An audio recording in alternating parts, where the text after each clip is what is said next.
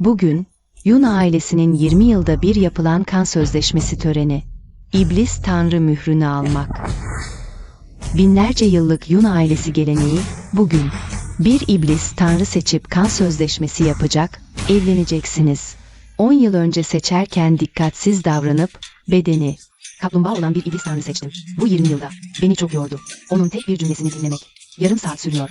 Senin kaplumbağa kocan var. Şükret. En azından insan formuna bürünmüş. Benim kurbağam gibi değil. Her gün balık yedirmem gerek. Peki ben kime şikayet edeyim? Mühür açılsın. Kan sözleşmesi kurulsun. Kan sözleşmesi tamam. Öz kanınla iblis Tanrı'yı besleyecek. İnsan formuna bürünmesine yardım edecek, evimizi koruyacaksın. Mühür açılsın.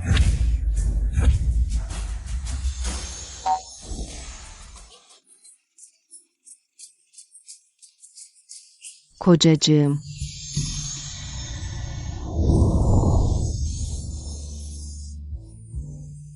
Kan sözleşmesi gününde. İnsan formuna büründü. Ne büyük şans. Hem de kolay eğitilen bir tilki tanrı. Hem de yakışıklı. Benim kurbağamı düşününce içim acıyor. Mühür açılır açılmaz form değiştirdi. Bu hayra alamet. Gökler Yun ailesini korusun. Mov Eryaner. Neden hala hareketsizsiniz? Hayır. Yaklaşma. 5 yıldır her gün pişman oldum. Kan sözleşmesi töreninde yanlış koca seçtiğime. Senin bu kadar iyi evlenmiş olmanı görmek. Beni öldürmekten daha acı. Birlikte ölelim.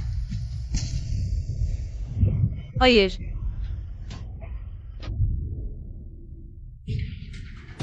Ölmedim, yeniden doğdum.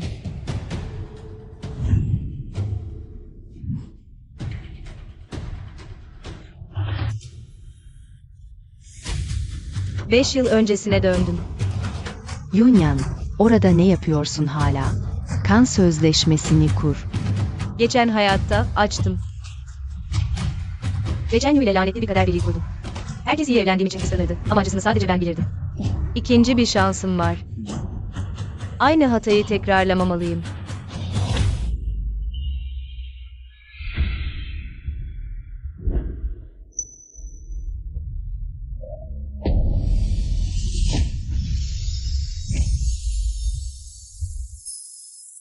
Geçen hayatta siyah mühürü seçmemiş miydi?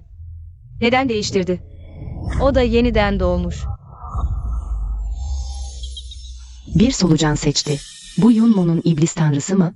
İnsan formuna büründü dediler. Yılan olması bile zor. Gülün. Gülün bakalım. Birazdan diz çöküp güleceksiniz. Delirdi mi? Kalp kanı çok değerli.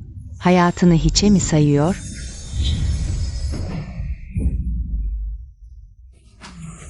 Gerçek ejderha. Yun ailesi gerçek ejderha çıkardı. Ablacığım, bu hayattaki şansın tamamen benim oldu. Gerçek ejderha ortaya çıktı. Tanrılar Yun ailesini korusun. Ablacığım, bana söylemek istediğin hiçbir şey yok mu? Kardeşime bolluk ve bereket dilerim. Sonsuz nimetlerle dolsun. Nasıl bu kadar sakin olabilir? Kıskanmıyor, öfkelenmiyor. Ablacığım, söyleyeceklerin sadece bunlar mı? Kardeşimin böyle bir kaderi olduğunu görüyorsun. Gerçekten hiç mi kıskanmıyorsun? Kardeşim kaderin yardımına sahip, ablanın iyi dilekleri yetmiyor mu? Kardeşim, sen hep statü ve zenginliğin erkeklerden geldiğini düşündün. Ama bir kadının kendine saygısı ve gücü temel dayanağıdır. Erkeklere güvenilmez.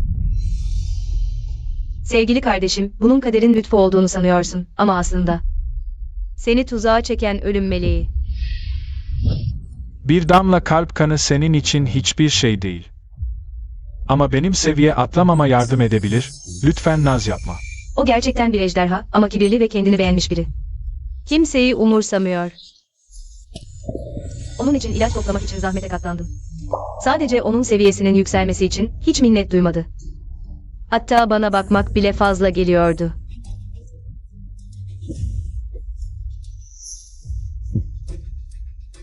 Kalbinin derinliklerinde bir beyaz ışık var. Ben hiç içine giremedim. Yunyan, son bir iblis tanrı mühürü kaldı. Açmayacak mısın? Ben ömür boyu evlenmemeyi seçiyorum. Bu mühürü açmayacağım. Evlenmeyecek misin? O mühür büyük bir kader. Nasıl vazgeçersin? Evet, ne güzel bir fırsat bu. Yunyan, kadere karşı gelinemez. Nasıl karşı çıkarsın? Madem kader değişmez, o zaman akışına bırakalım. Reddediyorum.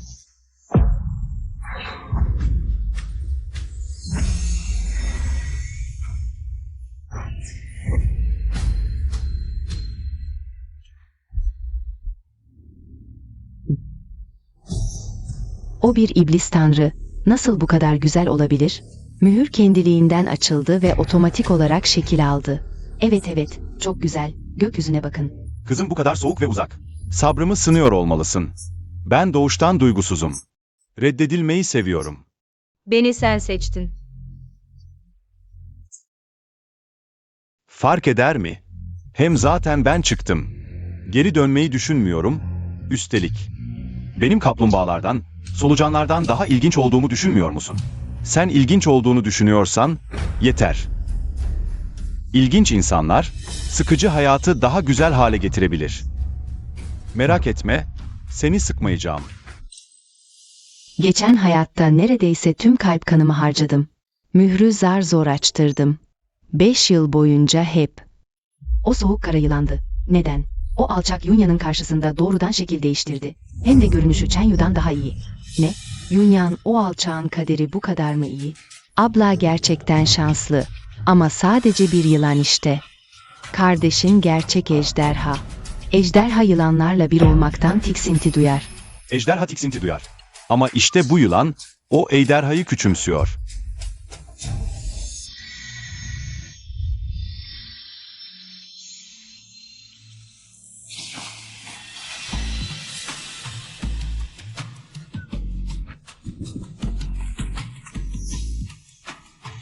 O ne yapıyor? O büyü yapıyor. Bu ahlaksızlık. Moer, dur.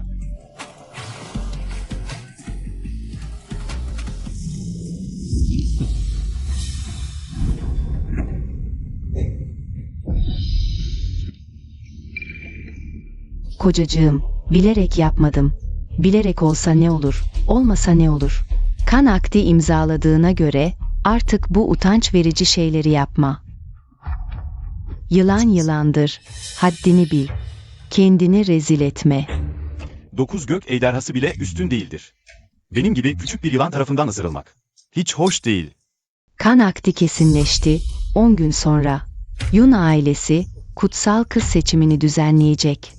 Hepiniz aile için şeref kazanmak için elinizden geleni yapmalısınız.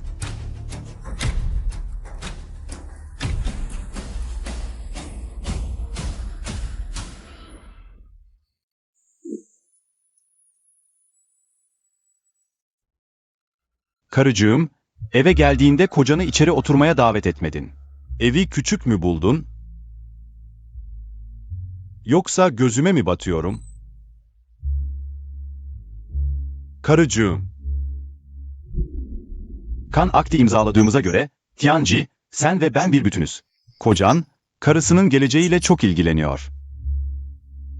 Eğer uzaklaşırsan, gelecekte seni nasıl koruyacağım? Bir daha geveze olmayı dene. Sana olan ilgim. Geveze olarak adlandırılıyor.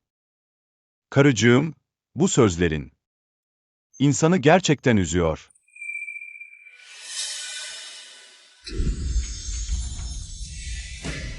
Karıcığım, kocana karşı gerçekten çok acımasızsın.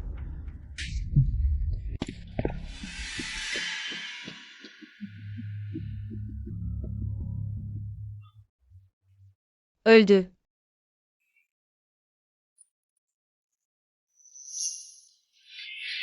O böyle. Bir şey mi oldu acaba?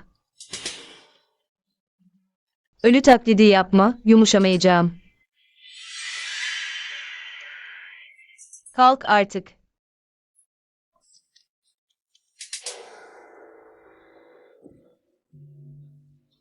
Gerçekten ölmüş olamaz, değil mi?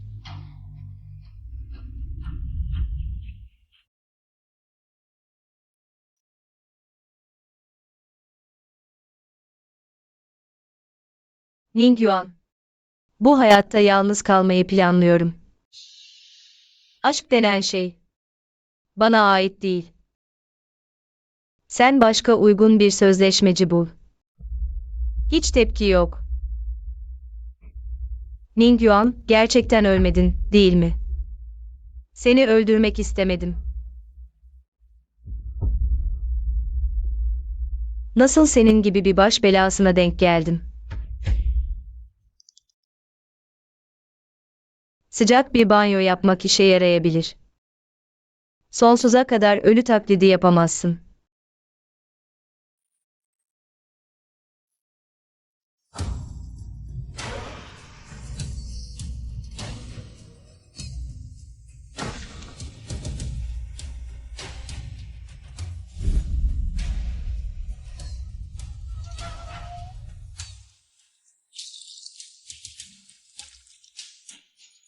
Banyodan sonra Yun ailesinden ayrıl. Her şeye yeniden başla.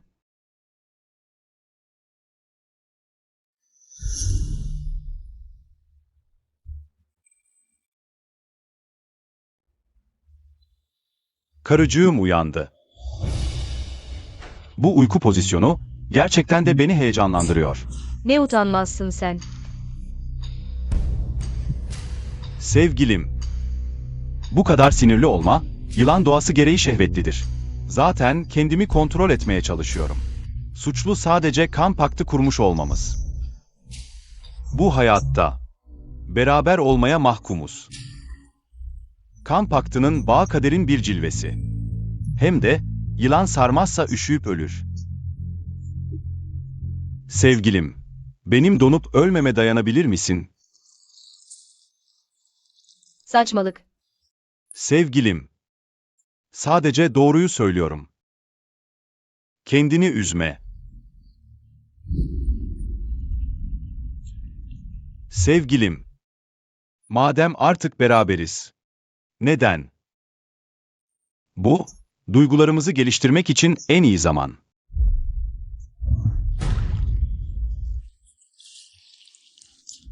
Sevgilim, madem seni kollarıma aldım, bundan sonra kucağım bir daha boş kalmayacak. Bırak beni. Yeter ki sevgilim bana yalvar, kocacığım hatalıyım de. O zaman bırakırım. Bırak. Ningyuan, bu hayatta kimseyle aşk yaşamayı düşünmüyorum. Boşuna konuşma, başka bir eş bul kendine. Sevgilim, çok erken konuşma. Kan paktının bağı, istediğin zaman koparabileceğin bir şey değil. Ningyuan, binlerce yıl yaşadın. Yun ailesinin kadınlarının neden? Nesiller boyu iblis tanrılarla sözleşme yaptığını biliyor musun? 1000 yıl önce, Yun ailesinin atası, vefasız biri tarafından bu dağa kadar kovalandı. İblis tanrılardan yardım istediler. İblis tanrılar, kan paktını aracı olarak kullanarak, onu cehennemden çıkardı. Bu da, tanrılar ve şeytanlar arasındaki savaşın alanıydı. İçinde sayısız iblis tanrı uyuyor. Kan paktının bedeli, birbirine derin bir aşkla bağlanmaktır. Sen ölürsen, ben de ölürüm. Yani sevgilim, hala kurtulabileceğini mi düşünüyorsun? Yun ailesinin kadınları. Sadece birer araç. Kendin hakkında böyle konuşma. Sen bir araç değilsin, benim seçtiğim tek kişisin. Hanım, bugün mühürü zorla kırdım. Ve form değiştirmeye çalıştım. Muhtemelen önümüzdeki 15 gün. Sadece küçük bir yılan olarak kalacağım.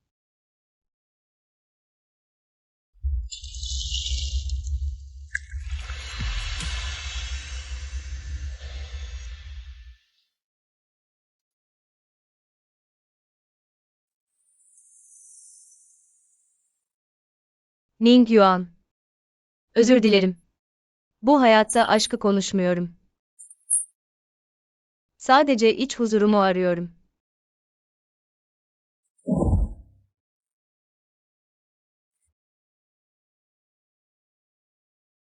Yunmo. Kendini kandırmayı bırak. Kan sözleşmesi yapsak ne olur? Bana layık mısın? Kocam haklı. Sınırlarımı bilmiyordum.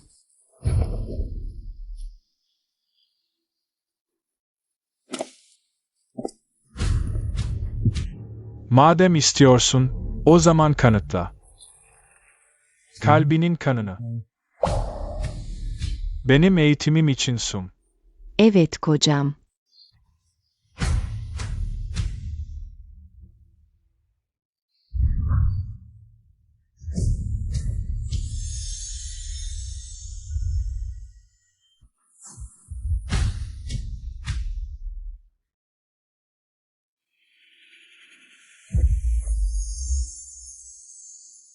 Güzel. Nihayet biraz işe yarıyorsun.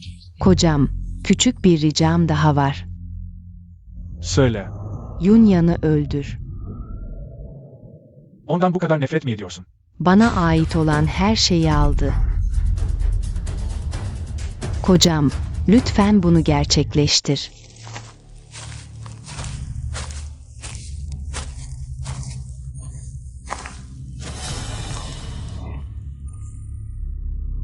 Hayalet duvarı.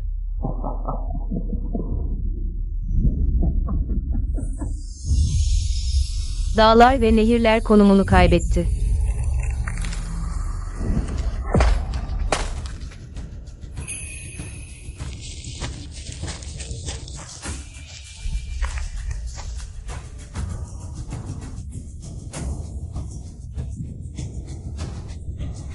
Gücüm tükendi.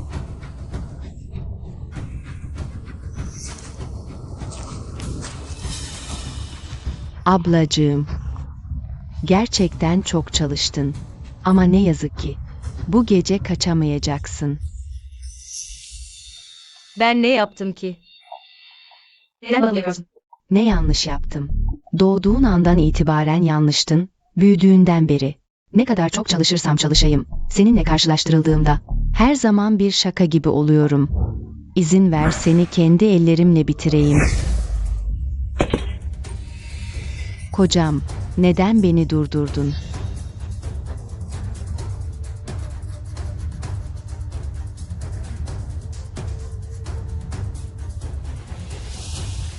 Bu kadın ilginç. Benimle gel ve kariyem ol.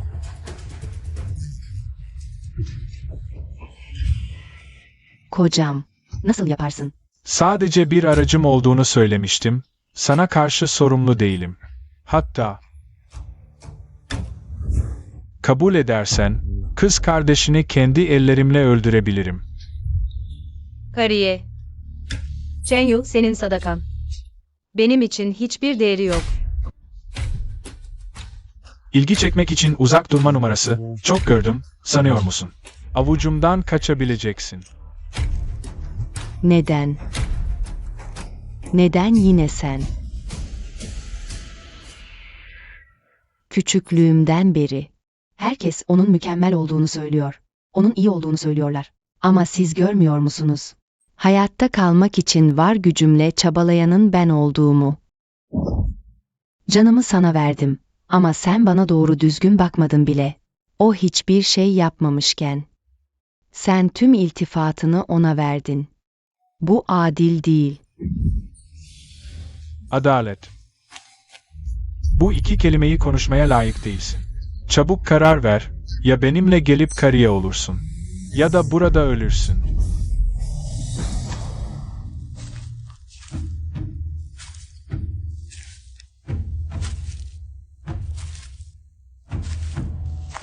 Ne zaman pulları tam oluşmamış bir böcekle tehdit etmeyi öğrendi. Karıma dokunmadan önce benim fikrimi sordun mu? Gerçekten ölmek istiyorsan. Demek bu iğrenç sinsi yılanmış. Hala bu tanrıyı tehdit ediyor. Çok gülünç, inanır mısın, yılan derini yüzerim. Kılıç kını yaparım. Sen de layık mısın? Gerçekten komik, küçücük bir yılan ruhu. Benim kutsal ejderhamla boy ölçüşmeye kalkıyor. Tam bir şaka. Ben 9 göğün kutsal ejderhasıyım, seni öldürmek. Bir karıncayı ezmek gibi. Bugün seni öldürüp yolunu yok edeceğim. Ablacığım, sen çok güzelsin. Bu hayatta ve soylu kutsal ejderhayla. Evlilik bağ kuran benim. Sen de bu işe yaramaz yılanla birlikte ölüm diyarına gitmeyi bekle.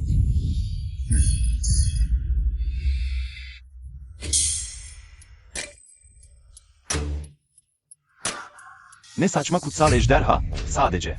Pulları tam oluşmamış bir böcek işte. Demiştim, benim kadınıma kimse dokunamaz. Ölsen.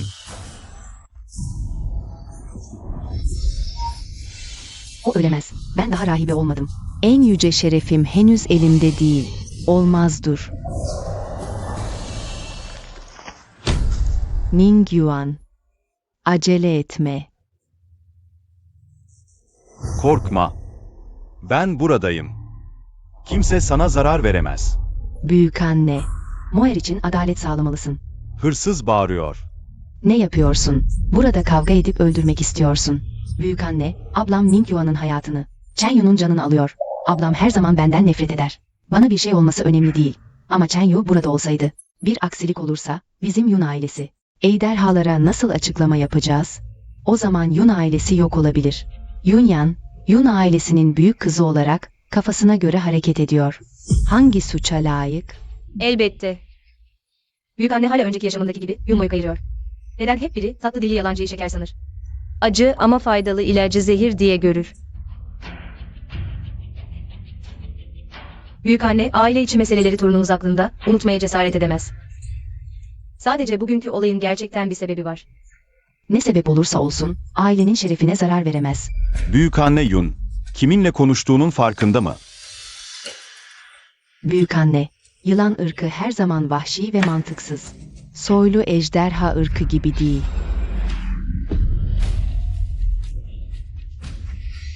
Ejderha ve yılan ırkları uzun süredir anlaşamıyor, çatışmayı tırmandırmamalıyız.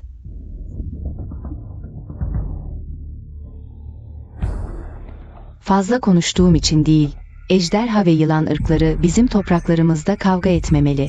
10 gün sonra Azize seçimi. Kimin kazanacağını görmek istiyorsan, ringde dürüstçe yarışın. Ne? Belki de ejderhalar yılan tanrısına karşı koyamaz. Belki yılanlar ejderhalardan aşağı. Söylentiler doğru değil. Sen bekle. Kesinlikle Yunmo'yu Azize yapmasına yardım edeceğim. Şeytan Tanrı kral tahtını ele geçireceğim. O zaman. Kesinlikle senin Ningyuan ailenizi yok edeceğim.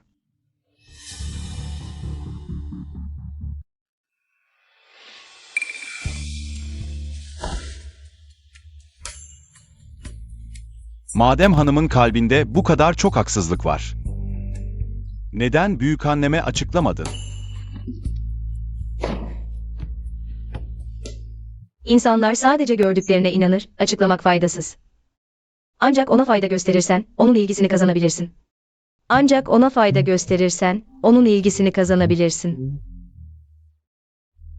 Hanım gerçekten harika bir insan. Hanım, güven bana. Beni seçtiğine göre, seni bu dünyadaki en göz alıcı kadın yapacağım. Büyükanne Yun kesinlikle seni kayırmadığı için pişman olacak. Hanım, artık kocanı koruma.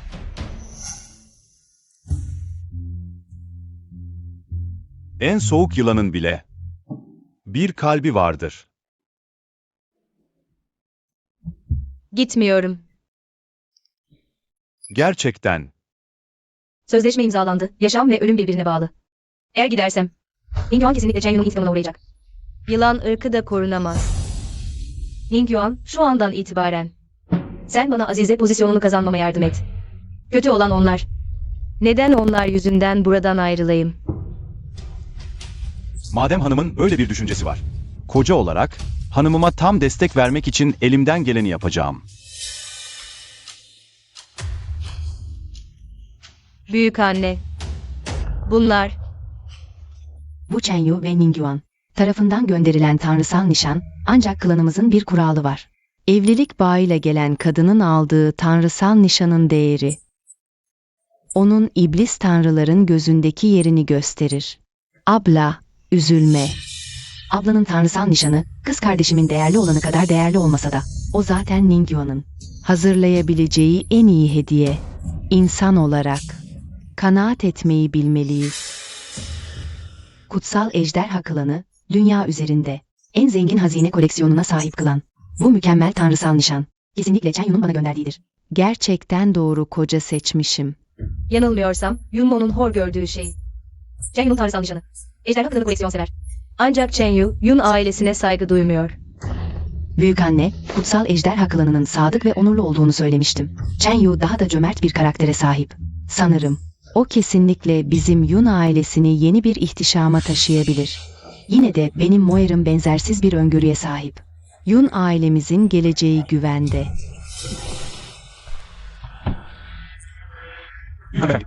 Hepimiz biliyoruz ki bu üstün kalite Ejderha ailesi tarafından gönderildi. O düşük kalite olan ise Yılan ailesine ait. Ne aptallık. Yanlış nişanı tanıyamıyor ve hala farkında değil. Bir ömür daha yaşasa bile, kız kardeşim hala hiç gelişme göstermedi. Abla eğer beğendiysen, kız kardeşin sana birkaç günlüğüne ödünç verebilir. Gerek yok.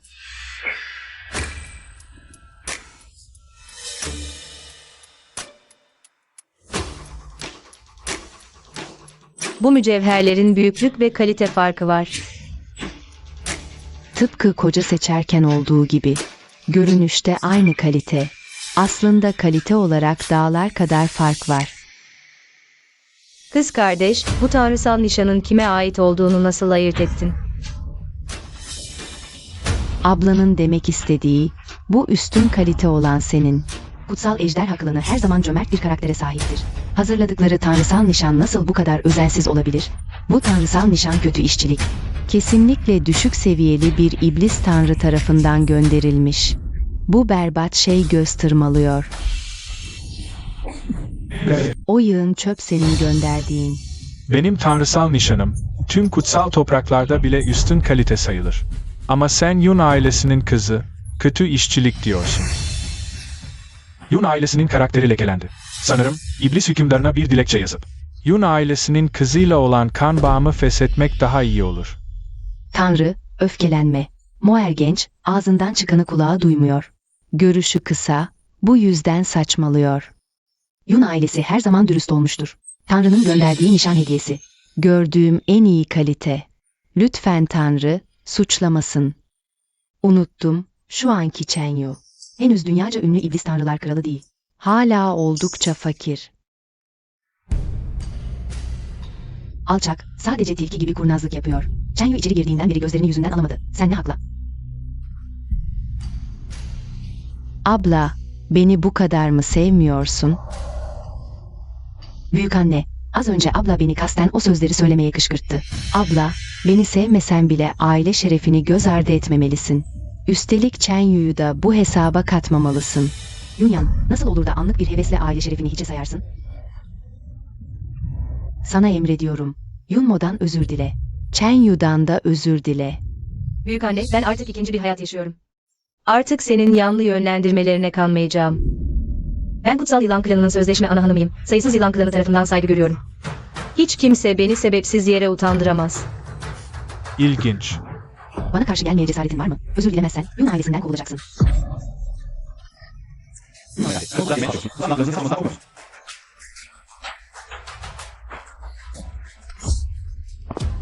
Duyduğuma göre karımı rahatsız ediyormuşsunuz. Ne oluyor? Klan lideri, Kutsal Yılan İmparatoru, sadece evlilik hediyelerini getiren kişi hakkında şüphelerimiz vardı. Tartışıyorduk. Yun ailesi her zaman barış içinde olmuştur.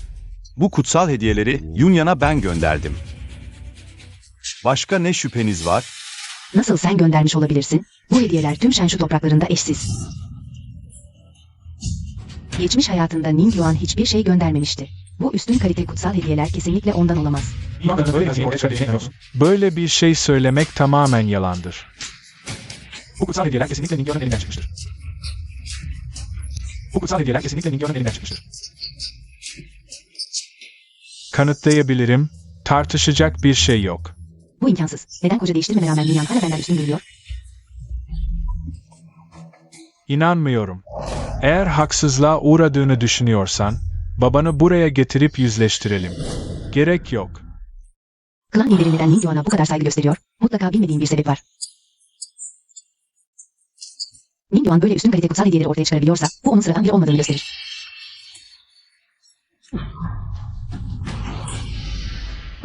Büyükanne, sus. Bütün bunlar senin ağzına geleni söylemen yüzünden oldu. Lütfen öfkeni yen, Ning Yuan.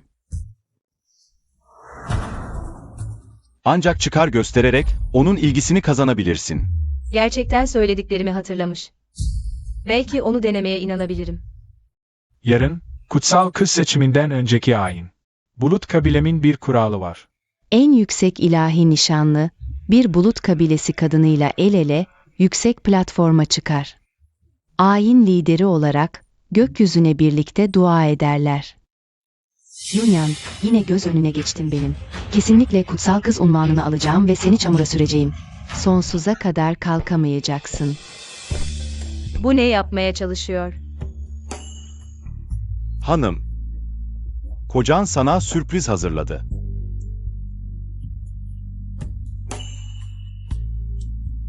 Bu düğün odası. Geçen hayatta defalarca yalvardım. Cenyu bana bir düğün odası versin diye hep. Beyaz Ay ışığının sevmediği gerekçesiyle reddetti.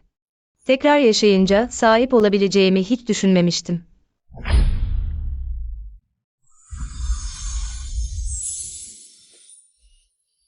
Hanım, güney sınırında olsak da. Ama kocan da kuzey ülkesi gibi. Hanımla birlikte başlayıp selamlaşmak ister. Olur mu? Bu biraz uygunsuz değil mi? Hanım, kocan bu eşyaları bulmak için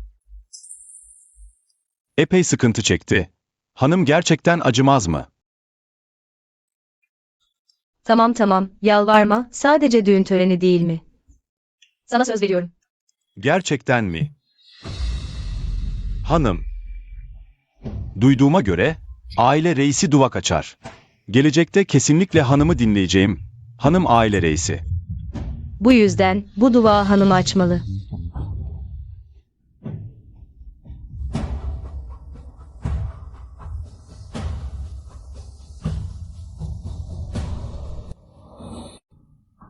Gökyüzüne ve yere saygı. Atalara saygı. Karı koca birbirine saygı.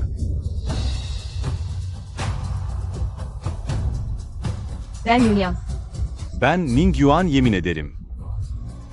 Bundan sonra karı koca olacağız. Onur ve utanç birlikte, el ele. Yukarıda cennete, aşağıda yeraltı dünyasına. Asla ayrılmayacağız.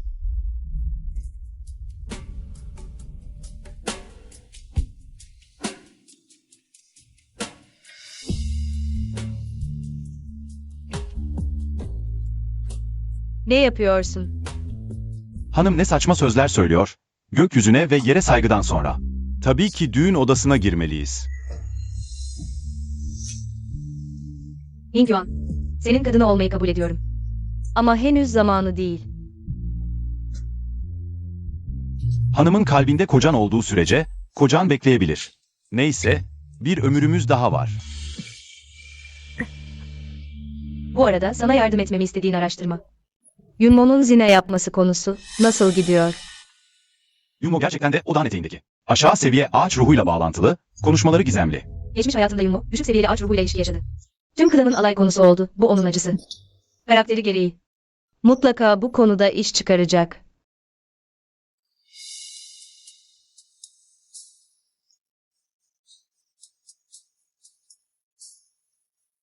Hanımefendi merak etme, bu birleşme şarabını iç. Bundan sonra, kocanın canı senin olacak.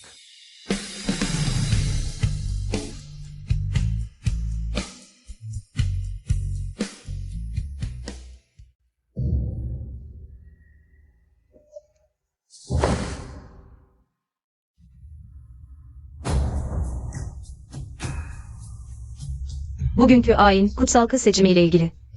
Bugün, ben, Yun ailesinin tüm kan sözleşmesi bağlı kızlarını yöneterek gökyüzüne dua ediyor, bu kadehi paylaşıp refah diliyorum.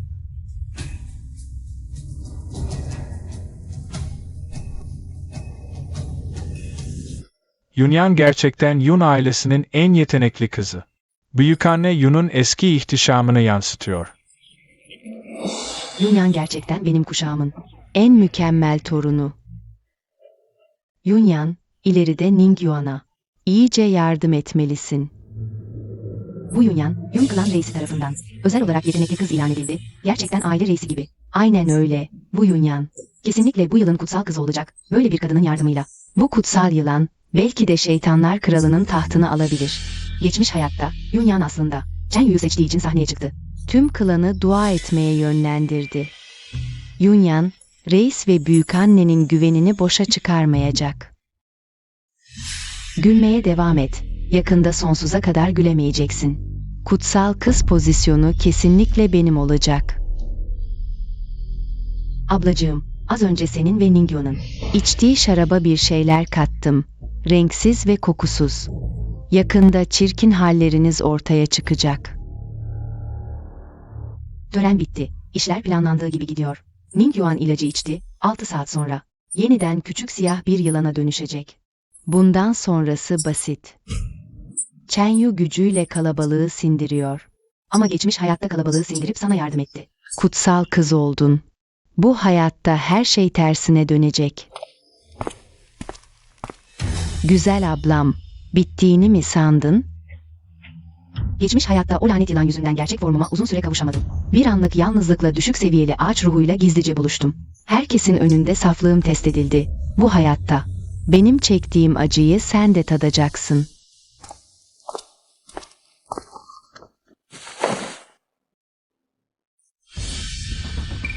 Ningyuan, ne oldu sana? Şarapta zehir var.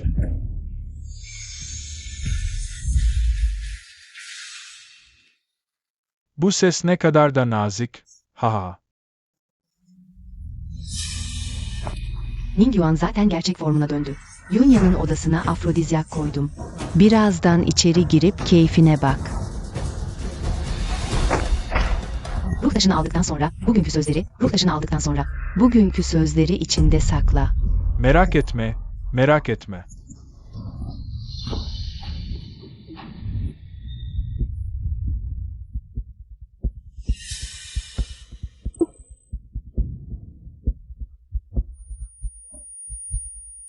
Nasıl oldu da birden sıcak basmaya başladı?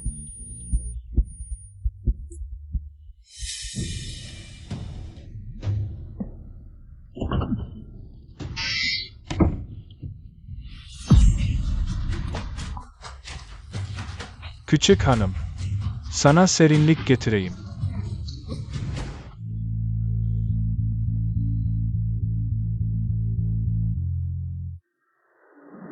Birinci madde, tüm tanrısal ruhlarla bağ kuran kadınlar, kimlikleri doğrulanacak. Gidin.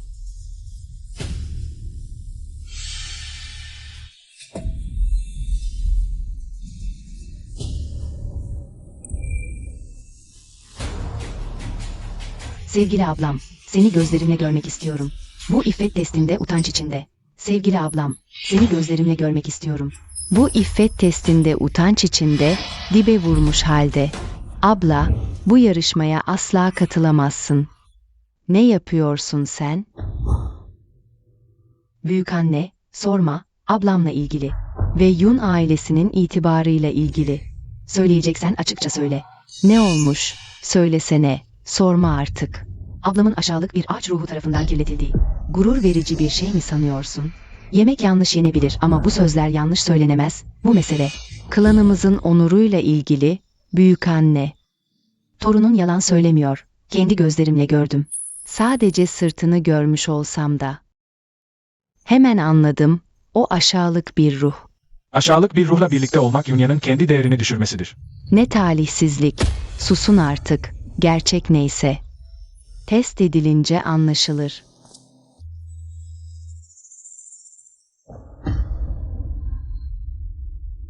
Büyük hanımefendiye bildiriyorum. Yunyan hanım. Gerçekten bakire değil. Abla, sana söylemiştim.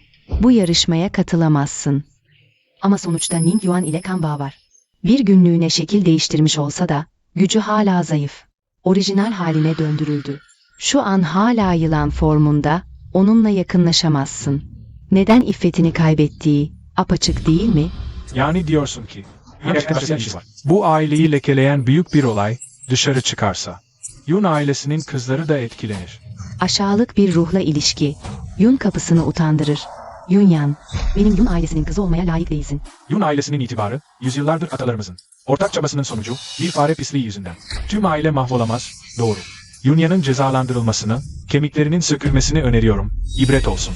Yunyan, bu sefer işim bitti. Geçmiş hayatımda çektiğim aşağılanmaları bu hayatta sana tek tek geri ödeteceğim.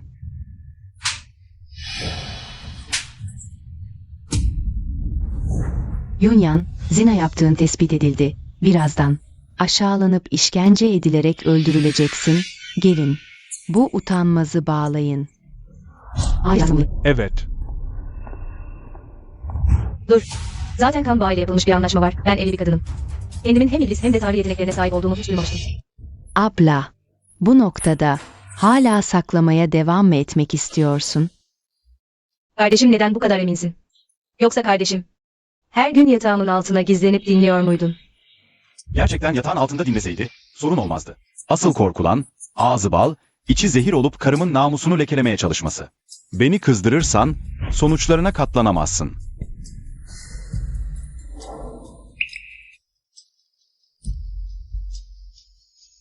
Yumo, insan formuna dönme şansın kalmadığını söylememiş miydi? Sen burada nasıl olabilirsin? Bu imkansız. Ah, Hanımım. Zehirlenmişsin. Bu kadar hızlı nasıl dönüştün? Bu senin büyük gücüne aşırı etmiyor mu? Hanımım, benimle ilgileniyor musun? O kadeh şarabı içtiğim anda. Bu hayatta sana en ufak bir zarar gelmeyeceğine yemin ettim. Canım pahasına bile olsa. Ning Yuan, çok sıcak hissediyorum.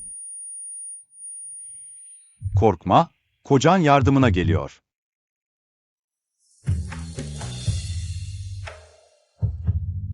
Ben yokken karıma böyle mi davranıyorsunuz? Görünüşe göre yaşlı hanım Yun gerçekten kutsal yılan klanıyla düşman olmak istiyor. Yunmo, bu neyin nesi?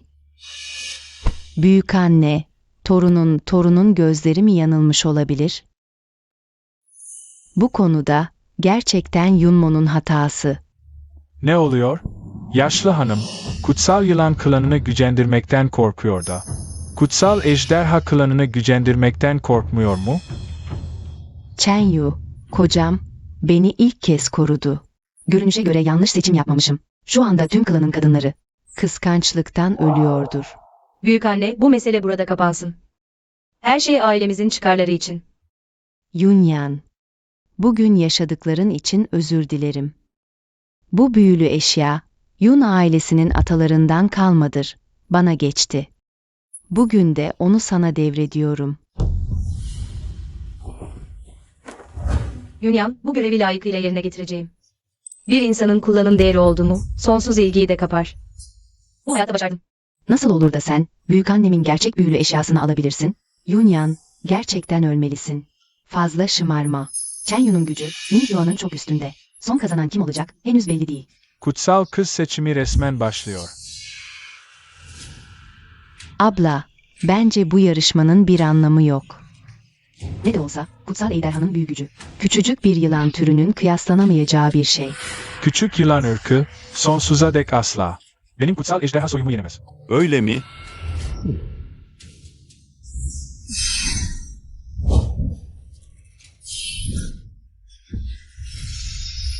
Çiftli uygulama yöntemini başarmışlar. Çift uygulama tekniği, eşlerin birbirine güvenmesini ve uyum içinde çalışmasını gerektirir. Ancak böyle başarılabilir.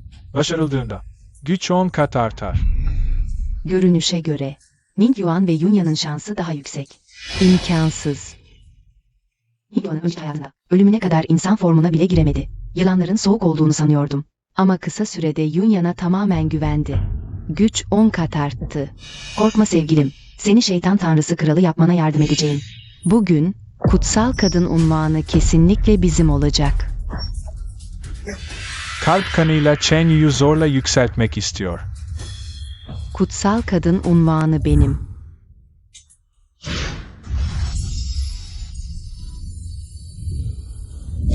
Delirdin mi? Bu meridyenlerine ciddi zarar verir. İkiyüzlülük etme. Ablacığım, Chen Yu'yu seçtiğim için kıskanıyorsun, değil mi? İyi söz, ölmek isteyen şeytanı durduramaz. Ningyuan. Bugün seni yok edeceğim. Kutsal ejderhanın gücünü göstereceğim. Sen layık mısın? Chen Yu kesinlikle kaybedecek. Ningyuan, kendi neslinde zaten rakipsiz.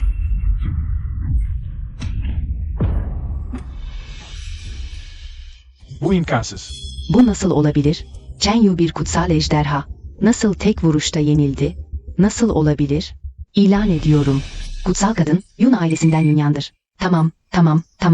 Yunyan kutsal kadın.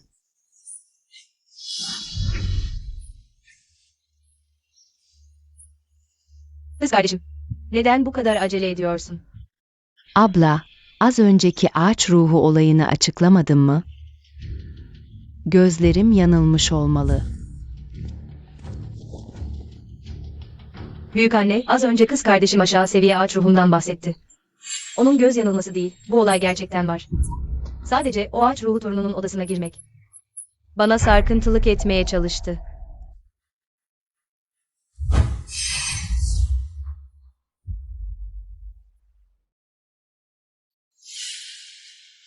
Odana girdi ve sana sarkıntılık mı etti? Bu çocuk, neden daha önce söylemedin? Büyükanne, klan seçimleri önemli, kişisel düşmanlıkla aile meseleleri. Karşılaştırılamaz.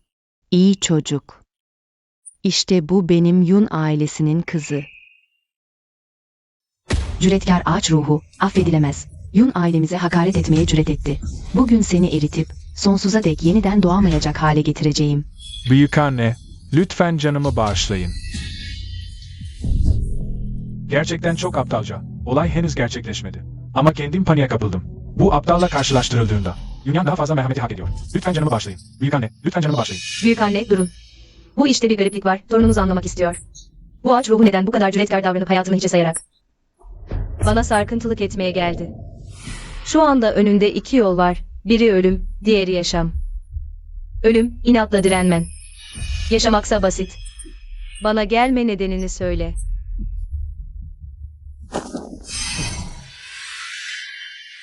İyiymişsin ağaç ruhu. Kavak türünüz düşük seviyede. Tüm Shenzhou'daki Shiush'un okulları tarafından hor görülüyorsunuz. Sadece bizim Yun ailesi size acıdı. 90.000'den fazla canınızı dağ eteğinde bıraktı. Nasıl olur da Yun ailesinin kadınını aşağılayabilirsin? Söyleyemem. Hanım, neden bu aptalla daha fazla konuşuyorsun? Direkt yakıp kurban edelim. Söylüyorum. Beni Yunmo Hanım gönderdi.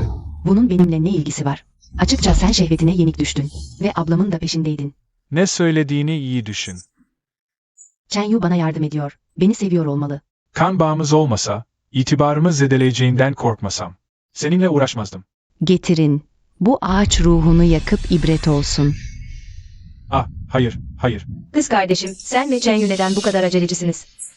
Bu iş aileyle ilgili, büyükanne uygun şekilde halledecektir. Çok gülünç. Önemsiz bir ağaç ruhu.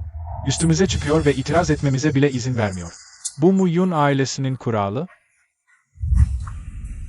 Yalan söylemiyorum. Beni Yunmo Hanım buldu. Ve Yunyan Hanım'ı lekelemem için beni tehdit etti. Üzerimde Yun ailesine özel. Kahretsin. Eğer Yun ailesinin sembolünü çıkarırsa. Bittim ben. Şehvetim aklımı karıştırdı, Yunyan Hanım'a karşı. Olmaması gereken kötü düşünceler besledim, başkasıyla ilgisi yok. Ölmeyi hak ediyorum.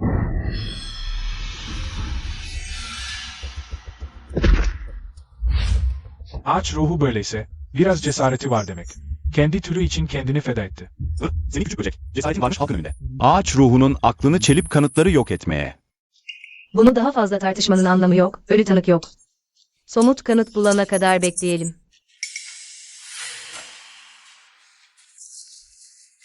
Büyükanne, bu konu burada kapansın. Ağaç türü Yun ailesinde 100 yıldan fazla yaşadı. Shushan pratiğimize yardım etti. Büyük bir çatışmaya girmemeliyiz. Yunyan. Evet büyükanne, size karşı önyargılı davrandım. Sen iyi bir çocuksun. Bizim Yun ailesinin gururusun. Yun ailesi olarak, kesinlikle, seni ve Ningyuan'ı destekleyip, birlikte şeytan tanrısı kralı olmanıza yardımcı olacağız. Kutsal kızı tamamen destekliyoruz. Ningyuan ile birlikte şeytan tanrısı kralı olmanız için. Sevgili kocam, çayınız. Sevgili kocam, sen. Ben senin Yun ailesinin desteğini almamda bana yardım edeceğini sanmıştım. Ama sen aptalın tekiymişsin. Sevgili kocam, bırak beni, nefes alamıyorum. Şeytan tanrısı kralı tahtı, 100 yıldır biz kutsal ejderha ailesine ait. Kesinlikle benim elimden kayıp gitmemeli. Sevgili kocam, şeytan tanrısı kralı tahtı senin olmalı. Lütfen bana güven. Belki benim yeteneklerimi bilmiyorsun. Gelecekteki birçok şeyi tahmin edebilirim. Kesinlikle senin sadık yardımcınım.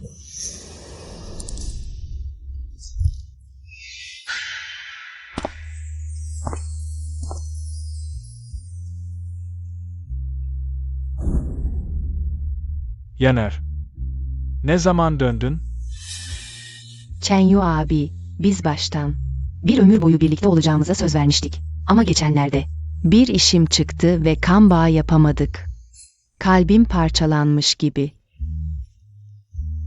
Merak etme, hemen şeytan tanrısı kralına oyumu vereceğim. Kan bağını hemen feshedeceğim. Sen benim kalbimdeki tek kişisin. Defol buradan. Chenyu benim kocam. Senin gibi bir aşağılığın ona dokunmaya hakkı yok. Sevgili kocam. Bana kocam deme. Sen sadece bir araçsın.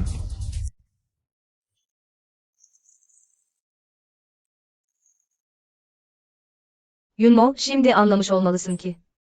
Seçtiğin şeytan tanrısı aslında vefasız, sadakatsiz. Ve bir yeşil çay, beyaz ay ışığı gibi bir piç.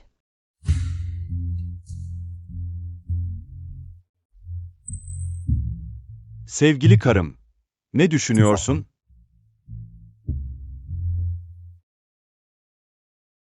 Sevgili karımın gözleri çok güzel. Neden hep Chenyu için endişeleniyorsun? Bu Chenyu, şeytan tanrısı kralı olmak istiyor. Ailemin canını istiyor. Kan bağı yaptık, biri yükselirse diğeri de yükselir. Kızmamalı mıyım? Geçmiş hayatta ona kutsal kız unvanını kazandırdım. Ailemi satın aldım. İnsan olmasına yardım ettim, güçlerini geliştirdim, şeytan lordlarıyla tanıştırdım.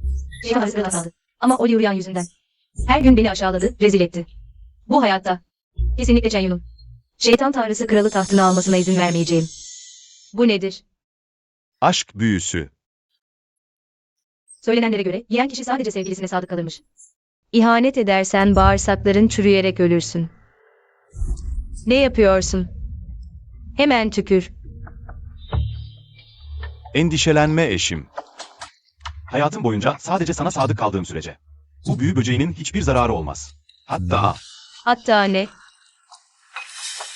Hatta erkeklik gücünü artırıp kadınlık enerjisini güçlendirir.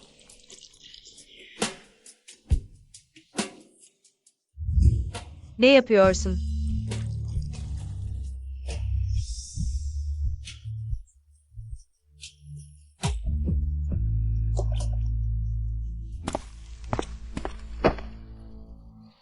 Kutsal kız.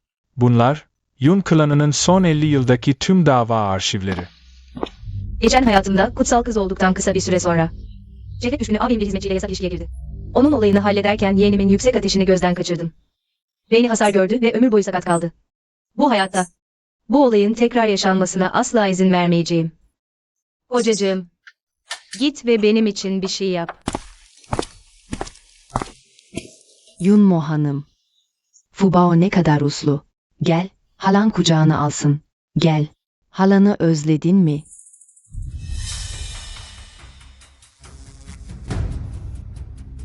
Oh, yengen seni çağırıyor. Hemen git. Hadi, anneni bulmaya gidelim. Az önce Fubo'ya tanrısal iletişim hapını verdim. Bu ilaç yetişkinlerde sadece uyku getirir. Ama çocuklar 6 tütsü sonrasında ateşten ölür. Geçen hayatta Yunyan. Ağabeyinin yasak ilişkisini hallederken Fubo'nun beyin felci geçirmesine neden oldu. Ve yengesinin arkasındaki klanı gücendirdi. Bu hayatta seni de aynı duruma düşüreceğim. Kötü haber kutsal kız. Yun beyefendi, hanım dışarıdayken bir hizmetçiyle yasak ilişkiye girdi. Kendini kaybetti ve Fubao'ya bakmayı unuttu. Fubao ateşten öldü. Lütfen hemen gelip bir bak. Zavallı çocuğum, neden böyle bir felaket başına geldi? Hep bu değersiz, İşe yaramaz babası yüzünden. Sakin ol yenge. Ablam kutsal kız, o geldiğinde size tatmin edici bir cevap verecektir. Bu durum zor. Ağabeyime yardım edersem Liu ailesine karşı gelirim. Yengeme yardım edersem aile itibarımız zedelenir. Bu bir çıkmaz. Yunyan, bakalım bu durumla nasıl başa çıkacaksın? Korkma yenge, geldim. Yunyan, şu an Yun klanının kutsal kızısın. Lütfen bana adalet sağla, abla. Kesinlikle pratik ve uygulanabilir bir çözüm bulmalısın. Yenge farklı bir soyadı taşıyor diye taraf tutma. Liu ailesinin gücü küçümsenemez. Şu an yengeyle iyi geçinirsem, belki ileride Chen Yu'ya destek olabilirler. Fazladan bir müttefik her zaman iyidir. Oğlum öldü. Bu pisliğin oğlumun hayatını ödemesini istiyorum. Yun ailesinin oğlu hata yapmış olsa da, ama onun canını almak asla mümkün değil. Her şey Azize'nin kararına bağlı. Şimdi Yunyan ateşin üzerine oturdu. Yenge, acele etme, ağabeyimin canını almak. Kesinlikle geçmiş hayatta olduğu gibi büyük resmi düşünerek yengeyi gücendirecek ve Liu ailesinin nefretini kazanacak. Azize kararını verdiğine göre Yun ailesi sadece klanını tanır. Hepsi duygusuz ve vefasız insanlar. Ne yapmam gerektiğini biliyorum. Yenge, Fu Bao'yu kurtarmanın bir yolunu biliyorum. Beni kandırmıyorsan. Bu kesinlikle imkansız. Abla, lütfen saçma konuşma. Saçmalık mı değil mi? Birazdan anlayacağız.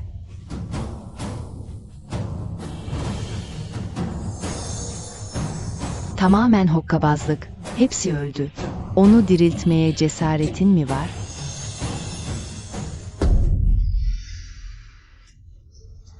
Oğlum uyandı. Fu Bao gerçekten uyandı. Oğlum, sonunda uyandın. Eğer ölseydin, ben nasıl yaşardım? Bu imkansız. Tanrı hapı. Bir çocuk yerse 6 tütsü yanma süresi içinde ölür. Az önce onun soğuduğunu gördüm. Bu dünyada ölümden dirilten bir ilaç da yok. Git ve bir panzehir al, Fu Bao'ya ver. Tamam. Fu Bao, gel.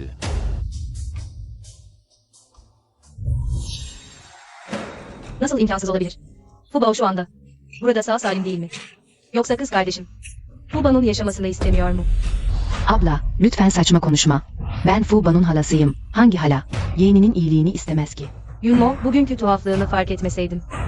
Takip edip Fu Bao'ya sürekli baktığını görmeseydim. Fu Bao muhtemelen çoktan ölmüş olurdu. Fu Bao'nun halası olmaya nasıl layıksın? Bugün seni kesinlikle iyice cezalandıracağım. Kız kardeşim, az önce kasıtlı ya da kasıtsız. Yun ve Liu ailelerinin ilişkisini bozmaya çalıştın. Amacın ne? Yun ve Liu aileleri nesillerdir dost. İlişkileri kimse tarafından bozulamaz. Yunyan haklı. Yun ve Liu nesillerdir müttefik. Bozulmasına izin verilemez. Yunmo, az önce gerçekten çok yanlış davrandın. Geçmişteki sözlerini duymadım. Ama az önce gerçekten sınırı aştın. Büyükanne, onu dinleme. Kapa çeneni. Büyükanne, onu dinleme. Kapa çeneni. Şimdi zamanımız az. Açıklamalarını dinleyecek zamanım yok. Kendin gidip Kahya'ya. Kendin cezanı al. Görünüşe göre ben ve Yunmo, büyük annemin gözündeki yerimizi tamamen değiştirdik. Bu alçak, neden her seferinde bu kadar şanslı? Açıkça kusursuz olan şeyler. Dur. Klanın kutsal kızı olarak ağabeyin cezalandırılmasını talep ediyorum. Onu ve zina yaptığı hizmetçisini halkın önünde teşhir edeceğiz. Herkesin tüpüğüne maruz bırakacağız. Muhafızlar. Abla, ağabeyi cezalandırmak istiyorsun. Bu durumda Yun ailesinin itibarını nereye koyuyorsun? Yunyan, yengeni önemsediğini biliyorum. Ama sen kutsal kızsın. Ailenin şerefini taşımalısın. Büyük anne. Miao kadınlarının hayatta kalması zaten zor. Yengem her şeyini bırakıp Yun ailesine geldi. Kayınvalidesinin saygısını hak ediyor. Bu yıllar boyunca Yun ailesi için çalıştı, soyumuzu devam ettirdi. Büyük hizmetleri var. Demek ki yaptığım her şey görülüyormuş. Onun yerine ağabeyimi savunsaydım. Hayvandan ne farkım kalırdı? Kendini başkasının yerine koy, Yun ailesinin bir kızı olarak. Eğer bir şeytanla anlaşma yapsaydım, statüm daha da düşerdi. Daha fazla aşağılanmaz mıydım? Klan için ben kutsal kızım. Klanın tarafında durmalıyım. Ama ağabeyim. Akraba diye onu kayıramam. İmparator yasa çiğnese bile. Prensle aynı cezayı alır. İşte böyle. Kutsal kız unvanına layık olurum. Aile şerefi için. Tüm eyalete Yun ailesinin kızlarının neden kutsal kız olduğunu gösterelim. Neden yüzyıllardır tüm kutsal kızlar Yun ailesinden çıkıyor? Güzel. Yunyan çok güzel konuştu. İşte bu adalet duygusu. Bizim Yun ailesi kutsal kızının sahip olması gereken nitelik. Gerçekten Yun klanının kutsal kızı, vizyonu sıradan biriyle kıyaslanamaz. Büyük hanımefendi, bu torununuz gerçekten sıradan değil. Yunya'nın az önceki sözleri beni aydınlattı, benim vizyonum dardı. İyi çocuk, büyükanne olarak benim vizyonum kısaymış. Bugünkü davranışın beni tamamen değiştirdi. Neden? Yunyan nasıl klan reisinin ve büyükannenin övgüsünü alabiliyor? Geçmişte abimi seçip Liu ailesini gücendirmişti. Şimdi nasıl herkes onun tarafını tutuyor? Sen bizim ailenin en gurur duyduğum torunusun. Bundan sonra Yun ailesini sen temsil edeceksin. Benim bu yaşlı kemiğimin de yerini bırakma zamanı geldi.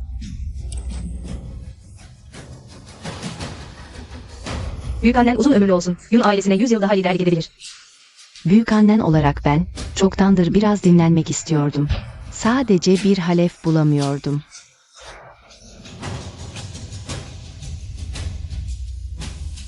Yunyan, sen adalet duygusuna sahipsin. Bundan sonra Yunyan'ı gören beni görmüş sayılır. Sana inanıyorum. Yun ailesine kesinlikle liderlik edebilirsin. Tabii. Büyükanne klan lideri Yunyan elinden geleni yapacak. Beklentileri boşa çıkarmayacak. Neden tüm iyi şeyler onun oluyor? Büyükanne nasıl böyle diyebilirsin? O neyi hak ediyor? Yunmo mantıksızca ısrar edip durursan. Seni hemen odaya kapatırım. Yunyan kazandığını sanma. Geçmiş hayatta Chenyu sadece 3 günde insan formuna ulaştı. Shenzu'nun odağı oldu. İblis Lordu'nun değer verdiği biri. İblis Tanrılar Kralı tahtına sorunsuz oturdu. Ben asla kaybetmem. Şu an en önemlisi Chenyu'nun bana aşık olmasını sağlamak. Liu Ruyan o sürtüğü tamamen terk ettirmek. Konumumu sağlamlaştırmak.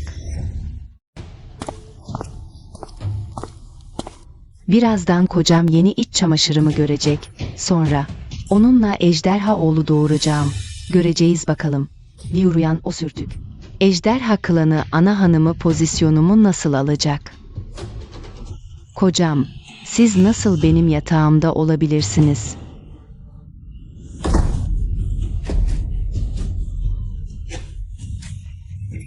Ben ve Ruyan yatağında uyuyabildiğimize göre.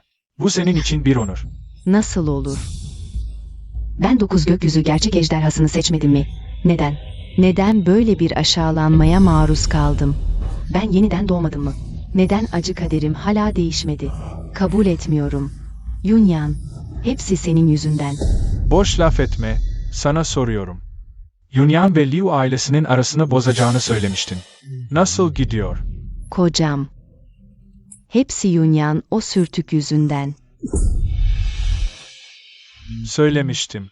Bana kocam deme. Efendim de. Yunyan bugün bu aşağılanmayı yaşadıysam hepsi senin yüzünden. İleride 1000 katını geri alacağım. Efendim, kızma, şu an acil mesele. İblis Tanrılar Kralı Savaşı'na hazırlanmak, en hızlı şekilde insan formuna ulaşmak. Şöhret kazanıp insanların güvenini satın almak, o zaman İblis Tanrılar Kralı pozisyonu. Çok kolay elde edilecek. Sadece, Ruyan kız kardeşin. Bu birkaç gün efendiyi rahatsız etmemeli, dikkatini dağıtmamak için. Chenyu ağabey, Ruyan sorun değil. Ağabeyin büyük planı için her şey.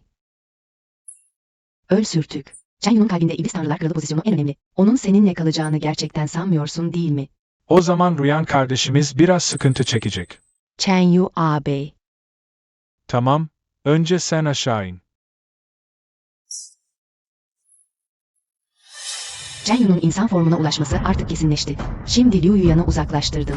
Kocamla iyi ilişkiler geliştirip, ejderha oğluna hamile kalabilirim. O zaman her şey önceki hayatta olduğu gibi ilerleyecek. Ben tüm Shenshu topraklarının en saygın kadını olacağım.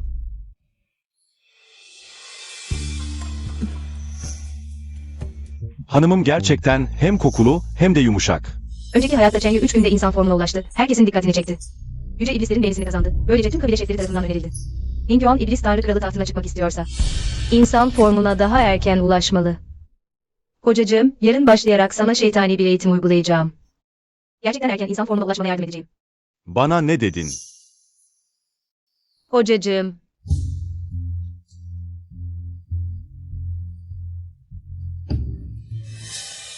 Rüzgar gölgesi şekilsiz, beden kırlangıç gibi. Adımlar canlı, şimşek gibi.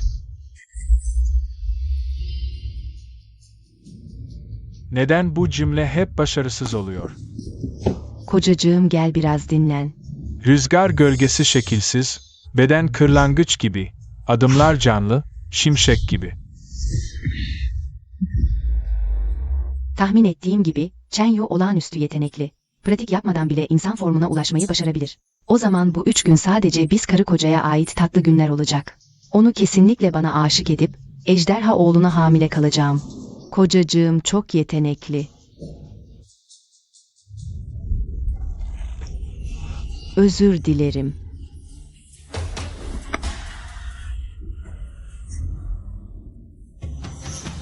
Kocacığım.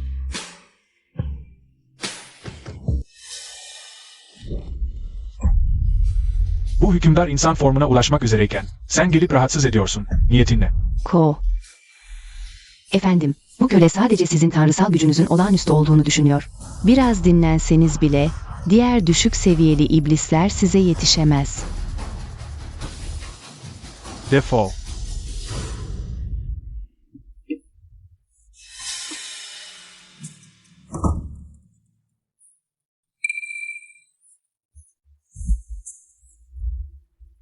Neyse kocam 3 gün içinde kesinlikle insan formuna ulaşacak. Bu 3 günü pratik yapmakla geçirmek tam bir israf.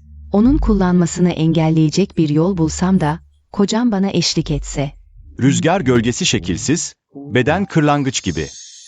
Adımlar canlı, şimşek gibi.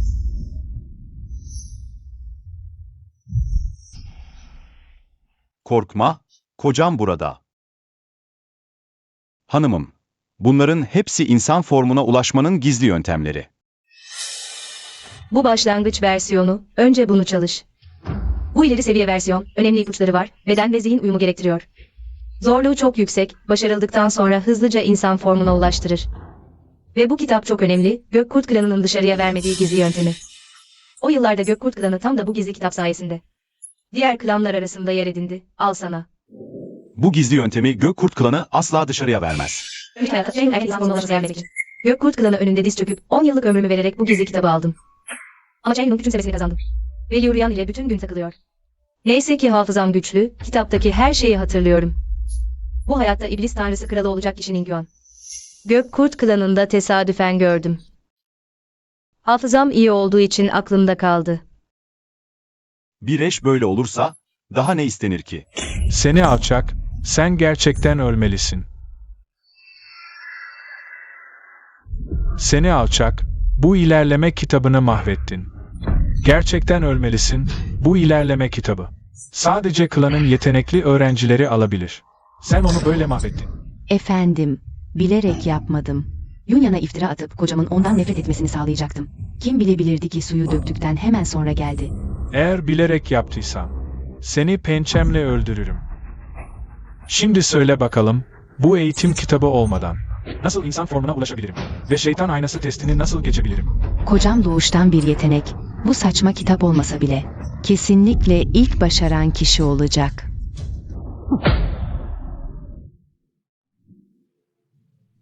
Ablacığım.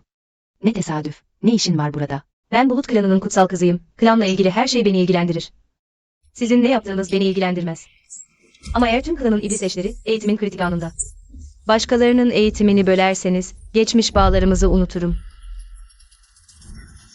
Düşük seviyeli bir yılanın bile ilerleme eğitim kitabı alabileceğini düşünmemiştim.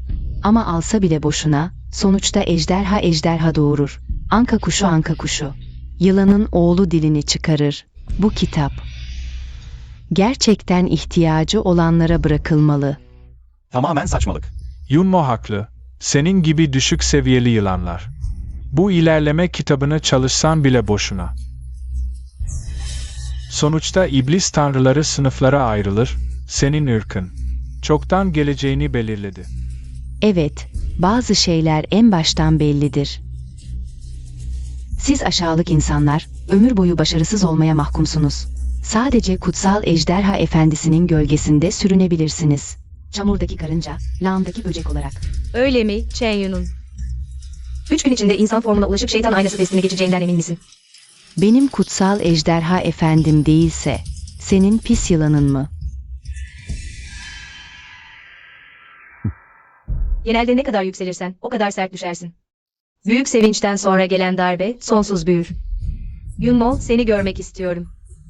Hayatının geri kalanında acı çeken yüzünü.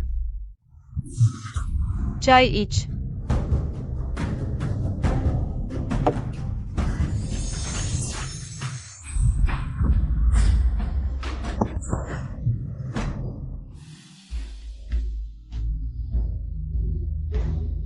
Kocacığım, lütfen çayını iç. Çayına güçlü bir afrodizyak kattım. Artık gerisi önemli değil. Önce imparatorun oğluna hamile kalmak gerek, bir çocuğum olduğu sürece. Chen Yu beni sonsuza kadar terk edemez. Çok sıcak. Sevgilim, neyin var?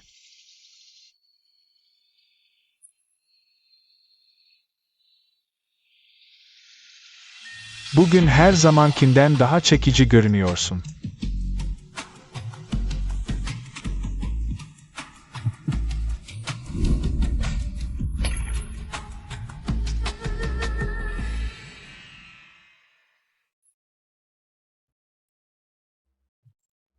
Sevgilim, biraz dinlen, böyle devam edersen sağlığın bozulacak. Endişelenme canım. Senin bana olan sevgini boşa çıkaramam. Seni dünyanın en saygın kadını yapacağım. Yeniden doğduğumda yanlış seçim yapmadım. Böyle sorumluluk sahibi bir erkek. Ancak milyonların gözünde olan şeytan tanrı kralı tahtına layık olabilir. Tüm ırklardan dostların ve akrabaların bu tanıklık için buraya gelmesine minnettarım. Chen Yu, şeytan tanrının en hızlı insana dönüşme rekorunu 5 günde kırdı. Kocam rekoru kırıp şeytan tanrı kralı unvanını aldığında kesinlikle herkese daha çok ilgi gösterecektir. Daha şeytan aynası testinden geçmedi bile. Neden şimdiden kutluyor? Anlamıyor musunuz? Kutsal ejderha ırkı şeytan tanrılar arasında en yüksek seviyededir. Eğer o bile yapamazsa, diğer şeytan tanrılar hiç şansı yok. Bu sözler söylendi, eğer gerçekten geçemezse, o zaman büyük bir utanç olacak. Birkaç güzel söz söylemek ne kaybettirir ki? Ya, Chen Yu gerçekten rekoru kırarsa ve şeytan aynası testini geçerse. Hadi. Tebrikler Yunmo kardeş, gerçekten iyi bir gözün var. Gelecekte kesinlikle büyük başarılar elde edecek, bence. Yunmo kardeş kocasını şanslandırıyor. Onunla evlenen herkes hızla yükselecektir. Yunmo, Sevgilim, kim sana burada saçma sapan konuşma izni verdi? sevgilim. Sadece doğruyu söylüyorum. Sen kutsal ejderha kanı taşıyorsun. Eşsiz yeteneklere sahipsin. Kimse seninle boy ölçüşemez. Bu rekoru kırmak. Bu 3 gün nedense. Nedense bu kadına karşı anlamsız bir cinsel istek duyuyorum. Pratiklerimi bile ihmal ettim. Ama o haklı, sadece insana dönüşmekten ibaret. Kutsal ejderha ırkı olarak bundan korkar mıyız hiç? Neden endişeleniyorum ki? Sadece sakin ol, sorun olmayacak. Ablacığım, Ning Yuan'ı bugünkü teste getirmeye nasıl cüret ettin? Klanın insanların seninle dalga geçmesinden korkmuyor musun? Abla, bana bu bakışlarla bakmanın anlamı ne? Yoksa kutsal ejderhayı koca seçmediğin için pişman mısın? Şu an içinde kıskançlıktan deli oluyorsun. Kalbin kan ağlıyor. Ning Yuan ile evlenebilmek. Bu hayatımda verdiğim en doğru ve hiç pişman olmadığım karar. Ve ayrıca test hemen başlayacak. At mı eşek mi deneyince anlaşılır. Ablacığım, biz bir aileyiz. Seni iyi niyetle uyarıyorum. Bu yılan klanının statüsü düşük. Deyim yerindeyse, bazı şeyler doğuştan yoksa, hayat boyu da olmaz. Rezil olmaktan kurtulursun. Yılan klanı bugün de gelip burnunu sokuyor. 3 günde insan olmayı hayal ediyor. Rekor kırmak. Şu dönekler, az önce bana körü körüne itaat ediyorlardı. Şu Minyan adlı alçak kadını gördükten sonra, kuyruklarını kıstıran köpekler gibi oldular. Yoksa, ejderha klanını gözünüz mü yemiyor?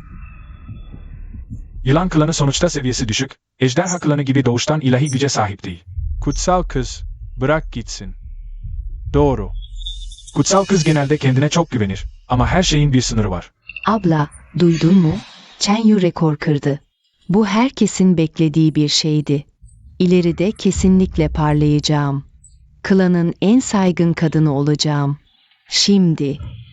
Eğer önümde eğilip özür dilersen, belki hala. Ejderhanın yanında senin için iyi bir söz söyleyebilirim. O küçük yılan klanına bir lokma ekmek vermesini sağlarım. Ölümü arıyorsun. Yun klanı iblis tanrıları insan dönüşüm testi, 1000 yıllık iblis aynası. İnsan kalbini ve iblis formunu gösterir, her şeyin özünü kavrar. İblis tanrılar kralı olmak için, önce tamamen insana dönüşmek gerekir. İblis aynasının ateşli gözlerinin ve altın görüşünün testinden geçmeli. Aynada sadece sıradan bir beden görünenler geçebilir. İblis aynası her şeyi gösterir.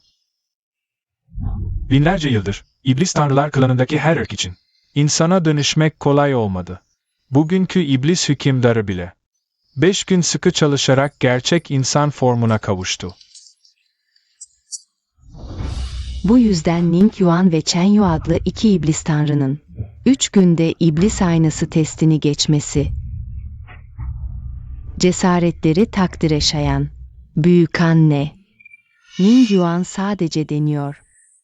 Sonuçta o düşük seviyeli bir yılan ama benim Chen Yu'm en yüksek seviyeli ejderha klanından. Bugün rekor kırması kesinlikle kaçınılmazdı. Bu kadar küstahça laflar etmek. Biz Yun ailesi kadınlarının erdemlerinden eser taşınıyor. O zamanlar gerçekten gözüm kararmış. Onun Yunyan'dan daha iyi olduğunu sanmışım. Lafı uzatmayın. Hemen test edin. Kurt klanının sınırı olmadan. Chen Yu 3 günde insana dönüşemezdi.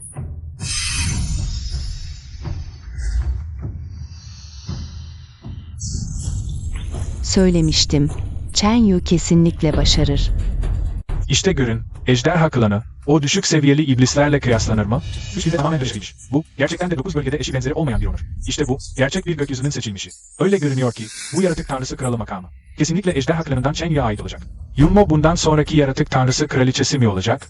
Onu yavaş saygılar. Sevgili ablam, görüyor musun? Bu hayattaki tüm onur, şan, şöhret ve kazançlar benim olacak. Sen de aşağılık bir yılanla birlikte. Chen Yu'nun ikinizi de temizlemesini bekleyin. 3 günde insan bedeni kazan, ejderha dünyayı kaplasın. 3 günde insan bedeni kazan, ejderha dünyayı kaplasın. Abla, neden gülmüyorsun? Abla, doğuştan gülmeyi sevmiyor musun? Aptal. Kardeşim, gözlerini iyice açıp bir bak. Sonra konuş. Yoksa birazdan rezil olacaksın. Abla, sen beni kıskanıyorsun, değil mi?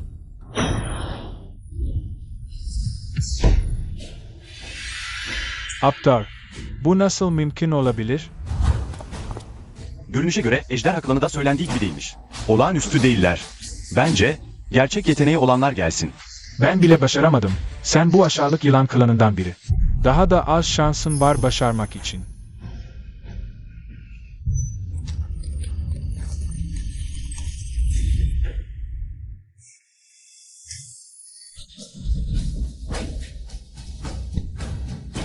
Demek ki yılan klanı, ejderha klanından daha güçlüymüş. Ningyuan gerçek bir dahi, bence. Yunyan ile evlenmesi sayesinde. Bu, şanslı bir kadın, 100 aileyi zengin eden bir koca demek. Yunyan. Yunyan Ningyuan. Bu imkansız. Chen Yu o. 3 günde insan bedeni kazanan gökyüzünün seçilmişi. O, kutsal ejderha klanından. Doğum, kaderin sadece başlangıcıdır, sonun yargıcı değil.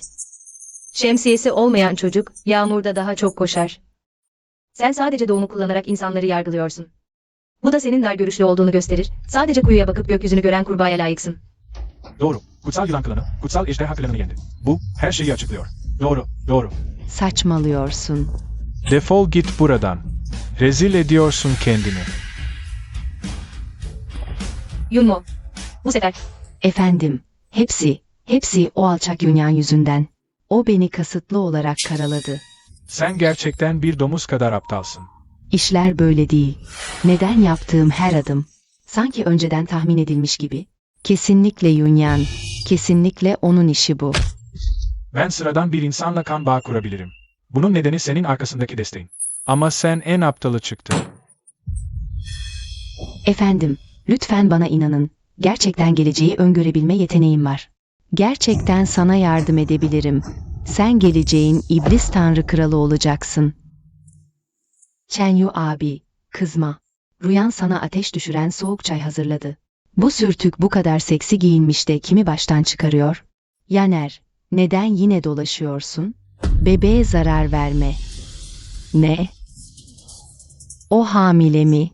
Bu böyle olmamalıydı. Kesinlikle kutsal kız olacağım demiştin ama kutsal kız unvanı Yunya'na kaptırıldı.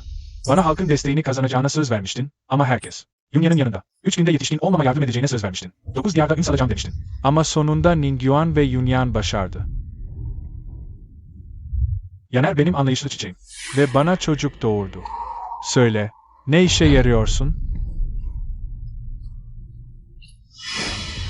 Kapa çeneni, sinir bozucu. Uyarıyorum seni. Bundan sonra dışarı çıkıp beni rezil etmek yok. Orsuz. Yaner, dışarı çıkıp hava ALV.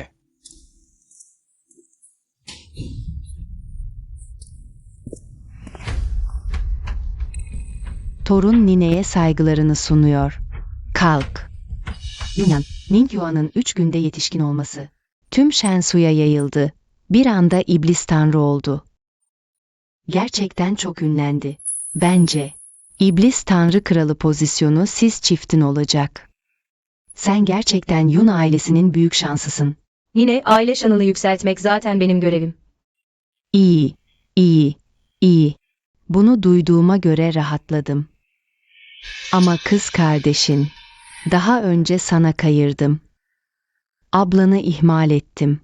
Gerçekten yaşlandım.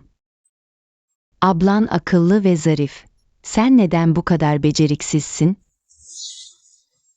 Nine, nasıl böyle söylersin? Ben sürekli çabalıyorum. O küçük oyunların. Onları bir kenara bırak. Daha önce ablanın her şeyini çaldın. Onu geçiyorum.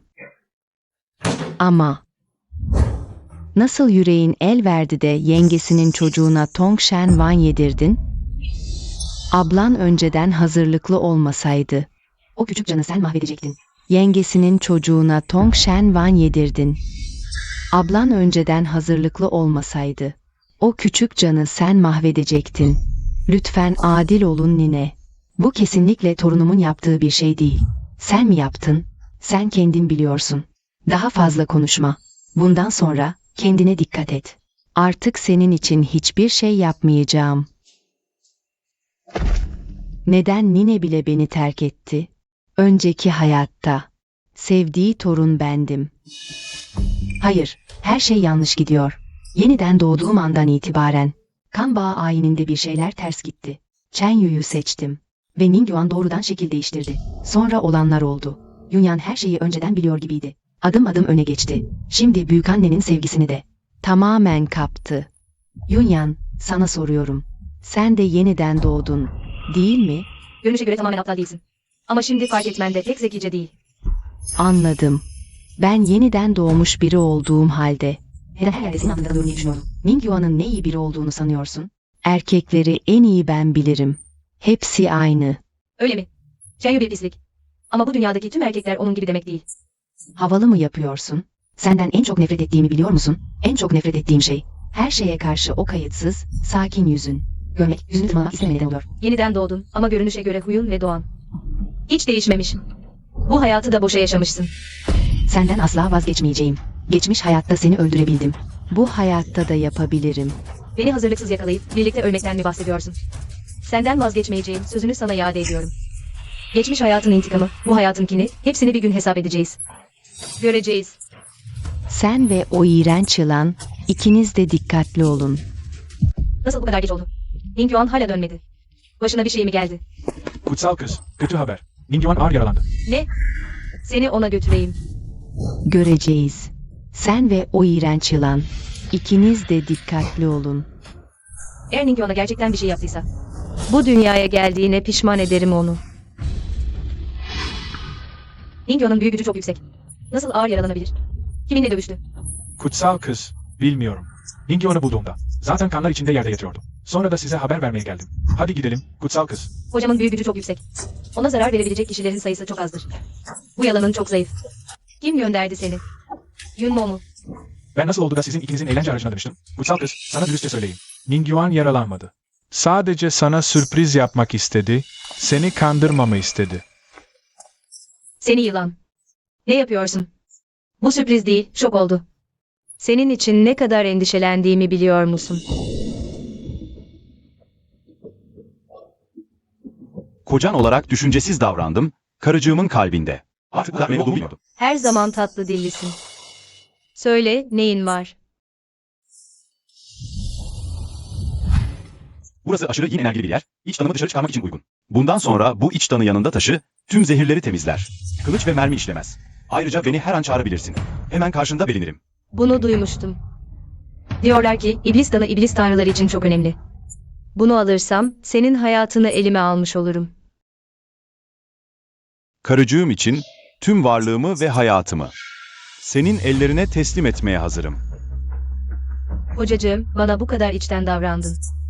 Yunyan seni asla hayal kırıklığına uğratmayacak. Kocacığım, kocacığım, ne oldu sana?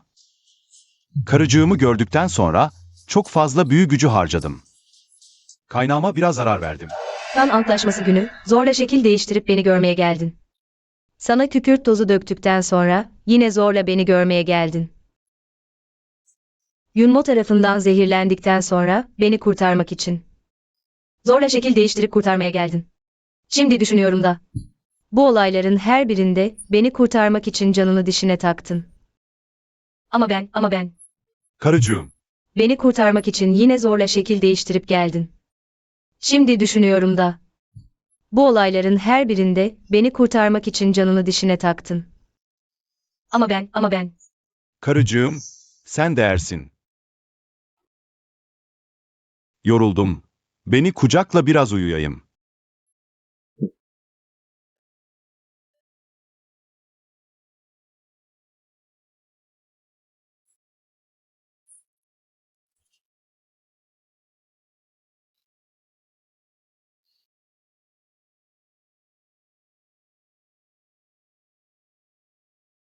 Ingyuan benim için bu kadar şey yaptı. Ona karşılık vermeliyim. Geçmiş hayatta, İblis Tanrı Kral yarışmasında. Chen Yun'un zaten kesin bir galibiyet umudu yoktu. Sisli ormanda tesadüfen ateş ejderha otunu topladım. Ona 100 yıllık güç kazandırdım. Ateş ejderha otu. Sadece güç artırmakla kalmaz, aynı zamanda gerçek enerjiyi besler. Yaraları iyileştirir. Senin ne işe yaradığın var? Neden ölmüyorsun? Böyle olmamalıydı. Chenyu abi, son zamanlarda hamilelik bulantım var. Ne yesem kusuyorum. Şimdi sadece o sisli ormandaki bulut çiçeğini yemek istiyorum. Duydun mu? Hemen yener için toplamaya git. Sisli orman. Orada her zaman zehir var. Sıradan insanlar giderse canlı canlı zehirlenerek ölürler. Ancak, efendim, bana iblis çekirdeğini verirsen, zehirli havaya karşı koyabilirim. İblis çekirdeği tüm hızım, onu alırsan. Hayatımı kontrol edersin. Ne niyetin var? Ama iblis çekirdeğim yok, gidersem ölürüm. Büyükannende kesinlikle zehre karşı koruyan bir sihirli eşya vardır. Büyükanne benden tamamen umudunu kesti. Tekrar gidersem İlişkileri daha da kötüleştiririm. Eğer gitmezsen, zehirli ormana kadar bekleme. Seni şimdi öldürürüm.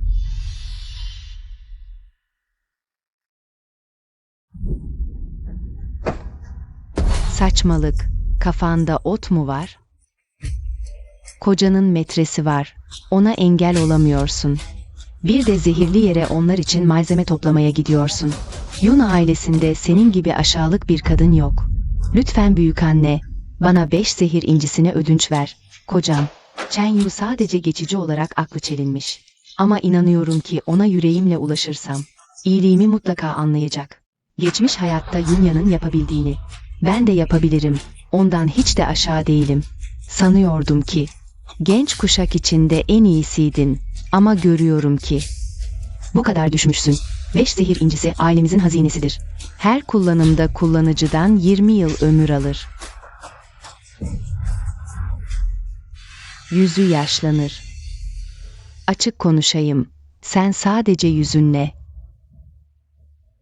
erkeklerin ilgisini çekebiliyorsun. Bu güzelliğin giderse Onlarla neyle savaşacaksın? Düşündüm, büyük hanımefendi.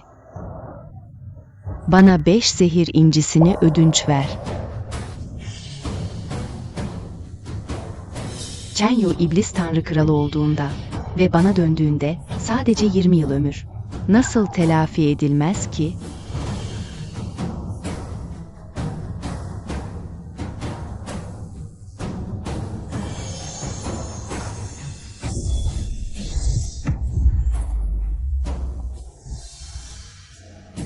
Bu sana son yardımım. Bundan sonra asla Yun ailesinin kapısından içeri adım atma. Akışkan bulut meyvesi, sonunda buldum, efendim.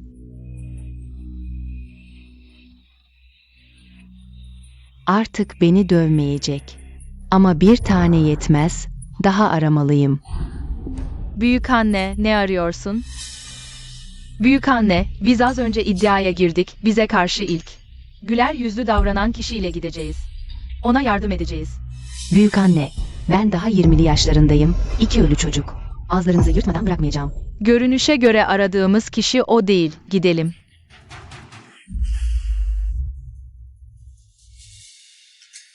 Bu ateş ejderha otu nadir bulunur, geçmiş hayatta. Tesadüfen toplayabilmiştim, bu hayatta. Aynı şansım olacak mı bilmiyorum.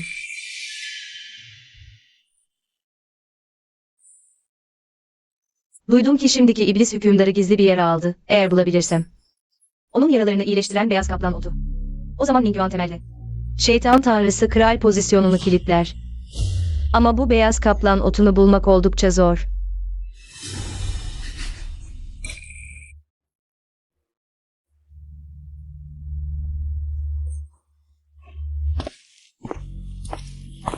İyi misin? Abla, bacağım çok ağrıyor. Siz hangi ailenin çocuklarısınız? Yüzleriniz çok yabancı görünüyor. Burada ne işiniz var? Abla, bize yardım edersin değil mi? Ne tür bir dağ şeytanı veya su canavarı olduğunu bilmiyorum. Ama şeytan tanrısı form değiştirince. Yüz ifadelerinden iyilik veya kötülüklerini anlayabilirsin. Vahşi kötü canavarlar genellikle yeşil yüzlü ve sivri dişlidir. Ayrıca Ningguang'un şeytan çekirdeğine sahibim. Tüm kötülüklere karşı korunuyor. Tabii ki sizi eve götüreyim. Evet, abla, sen tam aradığımız kader insanısın. Gerçek formumuzu sana veriyoruz. Umarım sana yardımcı olur. Abla, sen bu kadar iyi kalplisin, bunu hak ediyorsun.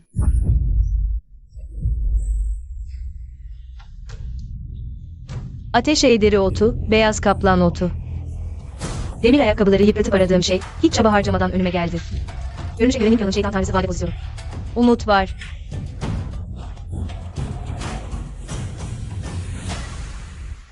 Büyük anne, ne arıyorsunuz?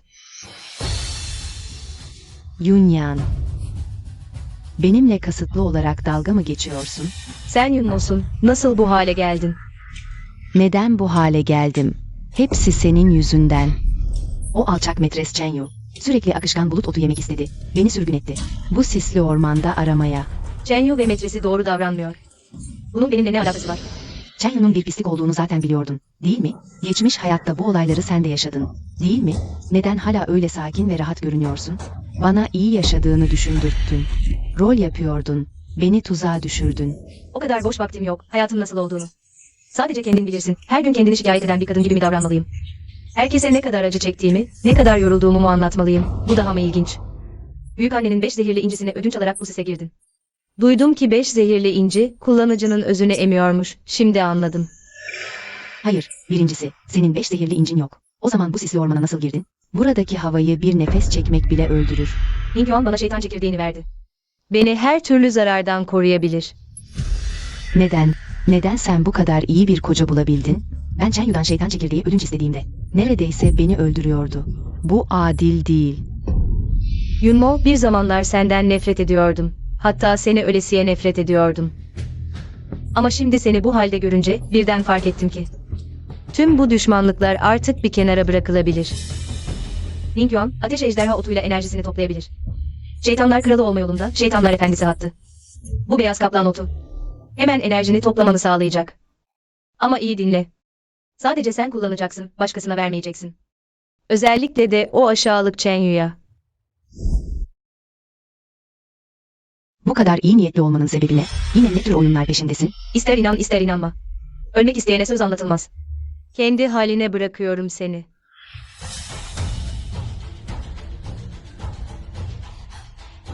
Yunyan, kaybetmeyeceğim. Chen Yun'un bana aşık olmasını sağlayacağım. Geçmiş hayatındaki seni geçeceğim. Kim olduğunu merak ediyordum. Korkuttun beni. Güzel mi güzel Yunmo abla? Bir dışarı çıktığında nasıl yaşlı bir kadına dönüştün böyle? Kocacığım, bunu bulmak için çok çabaladım. Bulut otu bu. Bunun için 20 yıllık ömrümü harcadım. Fena değil. Kocacığım diye hitap etme günahını şimdilik affediyorum. Teşekkürler kocacığım. Ama bu küçük iyilik, geçmişteki. Daha çok erken. Sen bu ahmak olmasaydın. Şeytanlar kralı tahtı çoktan benim olurdu. Şimdi Ning Yuan tamamen insan formuna dönüştü. Ama Chen Yu abi hala yarı insan yarı şeytan. Kazanma şansımız pek yüksek değil. Ancak Şeytanlar Efendisi hattına bağlanırsak belki. Bir söylenti duydum. Şeytanlar Efendisi'nin gizli bir hastalığı varmış. Ve sürekli beyaz kaplan otu arıyormuş. Eğer beyaz kaplan otunu ona sunarsak, o mutlu olursa, Chen Yu abinin şeytanlar kralı olma ihtimali büyük ölçüde artar. Peki beyaz kaplan otu nerede bulunur? Sisli ormanda olduğunu duydum. Ay, hafızama bak. Keşke daha önce söyleseydim. Böylece Yunmo ablanın ikinci kez gitmesine gerek kalmazdı. Seni tilki ruhlu. Bilerek yaptım bunu. Sisli ormana bir gidişim yarı canıma mal oldu. Sen beni bir daha mı göndermek istiyorsun? Eğer sen önceden o aptalca hareketleri yapmasaydın, o iğrenç yılan. Benden önce insana dönüşebilir miydi? Büyükannemin bana tekrar yardım edeceğini söylemiyorum bile. Yardım etse bile 5 zehir incisini bir kez daha kullanırsam, görünüşüm 80 yaşında bir ihtiyar gibi olacak. Senin güzelliğin veya çirkinliğin benim için değersiz. Benim için değerli olup olmaman, asıl önemli olan bu. Bunu sadece sen kullan, sakın başkasına verme. Özellikle de o aşağılık Chen Yu'ya. Beyaz kaplan otu. İşte ilişkilerin özelliği iyileştirecek olan beyaz kaplan otu. Evet, kadim kitapta anlatılanla aynı. Bu ömrümü yenilememe yardımcı olacak. Benden zaten çok şey aldın. Daha ne istiyorsun? Hayır. Chen Yu abi, bu kadın yaşlı ve çirkin olabilir. Ama şansı iyi. Üstelik, eğer iblis hükümdarı bizzat gelirse ve ortalığı karıştırırsa hiç hoş olmaz. O yüzden, önce ona biraz nazik davranıp onu sakinleştir. Kırış kırış yaşlı bir kadına nazik mi davranmamı istiyorsun? Dayan biraz. Ben. İblis hükümdarı tahtına sağlam oturduğunda, ona nasıl davranırsan davran. Kırış kırış yaşlı bir kadına nazik mi davranmamı istiyorsun? Dayan biraz. Ben. İblis hükümdarı tahtına sağlam oturduğunda, ona nasıl davranırsan davran. Yener, sen benim gerçek eşimsin. İblis tanrısı kralı olduğumda, bu kan bağını kesinlikle çözeceğim. O zaman seni usulünce alacağım. Bu sapsarı yüzlü kadına gelince, onu cehenneme göndereceğim. Hanım, düşündüm de, sana karşı gerçekten biraz fazla sert davranmışım. Beyaz kaplan otunu bana ver, ben iblis hükümdarına ileteyim. O zaman, kocan iblis tanrısı kralı olduğunda, hep birlikte görkemli bir şekilde, Yunyan'ı tamamen ezeceğiz. Kocacığım, sonunda fikrini değiştirdin. Çok mutluyum. Bu beyaz kaplan otu. Al sen. İğrenç aptal kadın. Bu efendi iblis tanrısı kralı olduğu gün. Senin sonun olacak. Kocacığım, bu ateş ejderhası otuyla. 3 kez buharda pişirip 3 kez mayalayarak yaptığım ilaç çorbası. İçtikten sonra, daha önce kaybettiğin temel gücün hızla iyileşecek. Hatta gücün daha da artacak.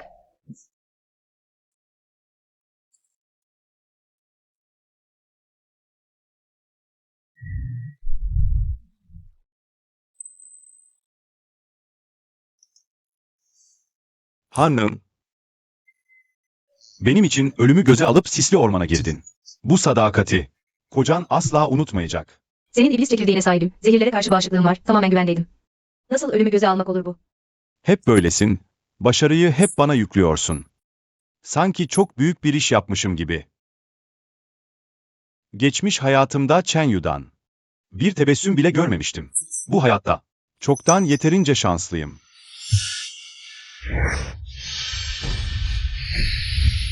Bu beyaz kaplan otunun etkisini gösterirken çıkardığı hareket. Görünüşe göre iblis hükümdarının bulunduğu yer. Demek ki buyum o. Ben kendim beyaz kaplan otunu kullanmadım. Onu Chen Yu'ya verdim. Ve şeytan hükümdarının gözüne girmesini sağladım. Şeytan hükümdarıyla bağlantı kurmamıza gerek yok. Ben senin için. Kesinlikle şeytanların kralı olacağım. Tabii ki sana güveniyorum. Ayrıca sis ormanından toplanan beyaz kaplan otu doğrudan kullanılamaz. Ateş ejderhası otu gibi 3 kez buharda pişirilip 3 kez mayalanması gerekir. Yunmo bunları bilmiyor, onlar için. Bu bir felaket olabilir. Sevgilim, 3 gündür gittin. Nasıl geçti? Şeytan hükümdarını görmedim ama elçi aracılığıyla ona beyaz kaplan otunu verdim.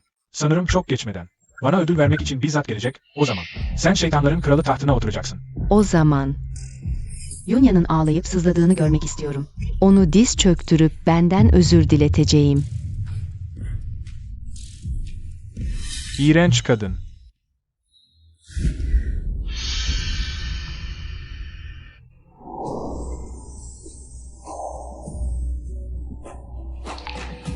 Şeytan hükümdarı geliyor. Tüm Yun ailesi üyeleri. Kutsal alana gitsin. Chenyu abi, şeytan hükümdarı şimdi geliyor. Kesinlikle seni ödüllendirmek için. Kocam şeytanların kralı olduğunda benim katkımı unutma. Kesinlikle unutmayacağım. Eğer akıllı davransaydın, seni acısız öldürebilirdim. Şimdiden başarılarını sıralamaya başladım.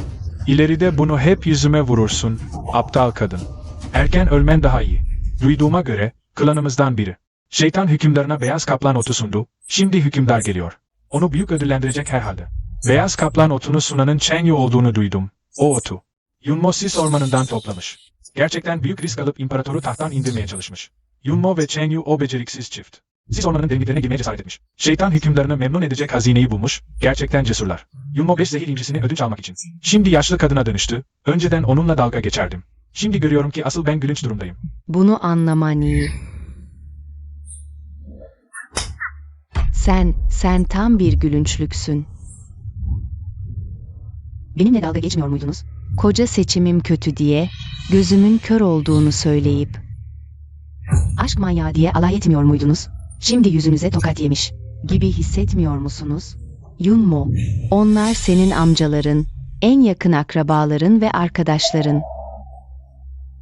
Sadece şeytan kralını memnun ettin diye.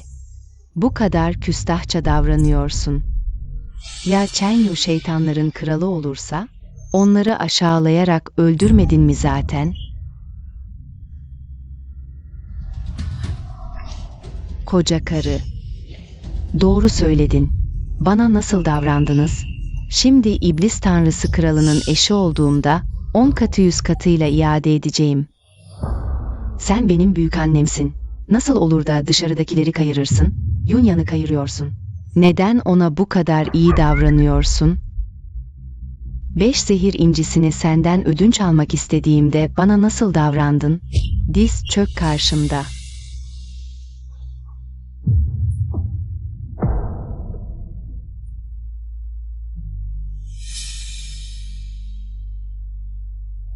Dur. Büyük annemi bırak.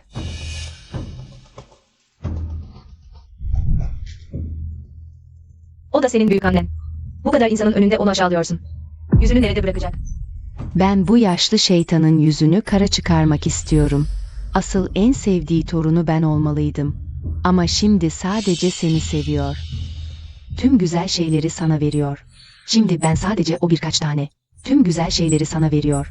Şimdi ben sadece o birkaç tane berbat inciyi ödünç almak istediğimde bile bin bir zorluk çıkarıyor. Sana 5 zehir incini vermek istemiyorum.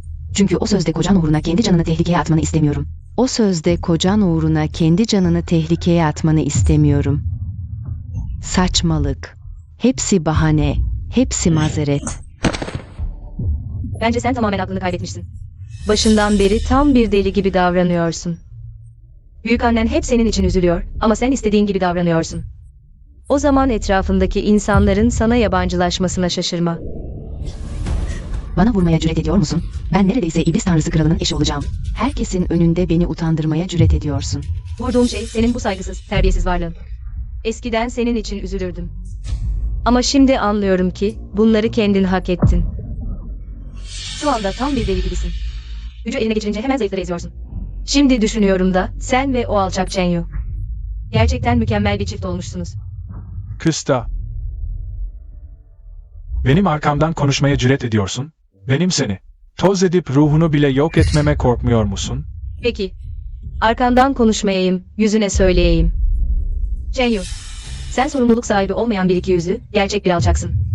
Kadınların sırtından yükselip onu sonra terk etmek iğrenç bir şey. Onu öldürmek daha da iğrenç. Onu öldürmek daha da iğrenç. Aşağılık, adi, sefil. Pislik. Kocama nasıl hakaret edersin? Hem de onun yükseldikten sonra beni terk edip öldüreceğini söylüyorsun. Bence asıl aklını domuz yağı bürümüş olan sensin. Herkesin önünde aramızı bozmaya cüret ediyorsun. Tamamen umutsuz bir durum. Seninle tek kelime konuşmak istemiyorum. Konuşmak istemiyorsan ölümü hak ediyorsun. Sen, benim şeytanların kralı olduktan sonra ilk kurban edeceğim kişi olacaksın.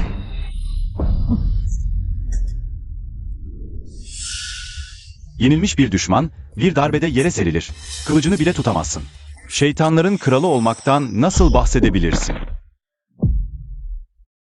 Dahası, karıma dokunmaya nasıl cüret edersin? Şeytanların efendisi bile gelse, karıma dokunmaya cesaret edemez. Sen, Chenyu, kim oluyorsun da bana vurmaya cüret ediyorsun? Tüm ailenin kökünü kazıyacağım. Sadece seni dövmekle kalmayacağım. Seni öldüreceğim de. Karıma dokunmaya cüret eden herkesi 7 kat göğün, 10 kat yerin dibine kadar kovalayacağım. Şeytanların efendisi bile bundan muaf değil. Ben söylüyorum bunu. Cüretkar haydut.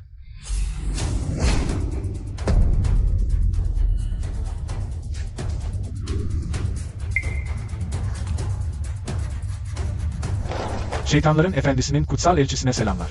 Cüretkar haydut, az önce söylediklerin. Saygısızlığın en büyüğünü işledin. Diz çök ve af dile. Ning'in dizleri düzdür, eğilmeyi öğrenmemiştir. Diz çökmek, öğrenilemez. Kocacığım, benim için yaptığını biliyorum. Ama benim için şeytanların kralı ile düşman olmana gerek yok. Karıcığım, sana karşı hep nazik davrandım. Sana karşı hep nazik davrandım. Bu yüzden benim gerçek gücümü bilmiyorsun. Benim kimliğim... gerçekten aşağı değildir. Hatta şeytanların kralından bile üstündür. Kutsal elçi efendim, duyuyor musunuz bu söylediklerini? Hemen onu öldürün, düzeni sağlamak için.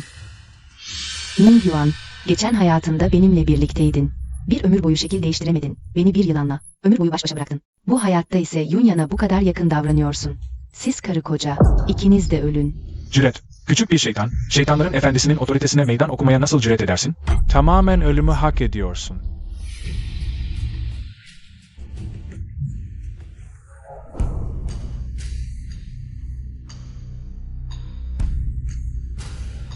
Bu benim klanımın nişanı.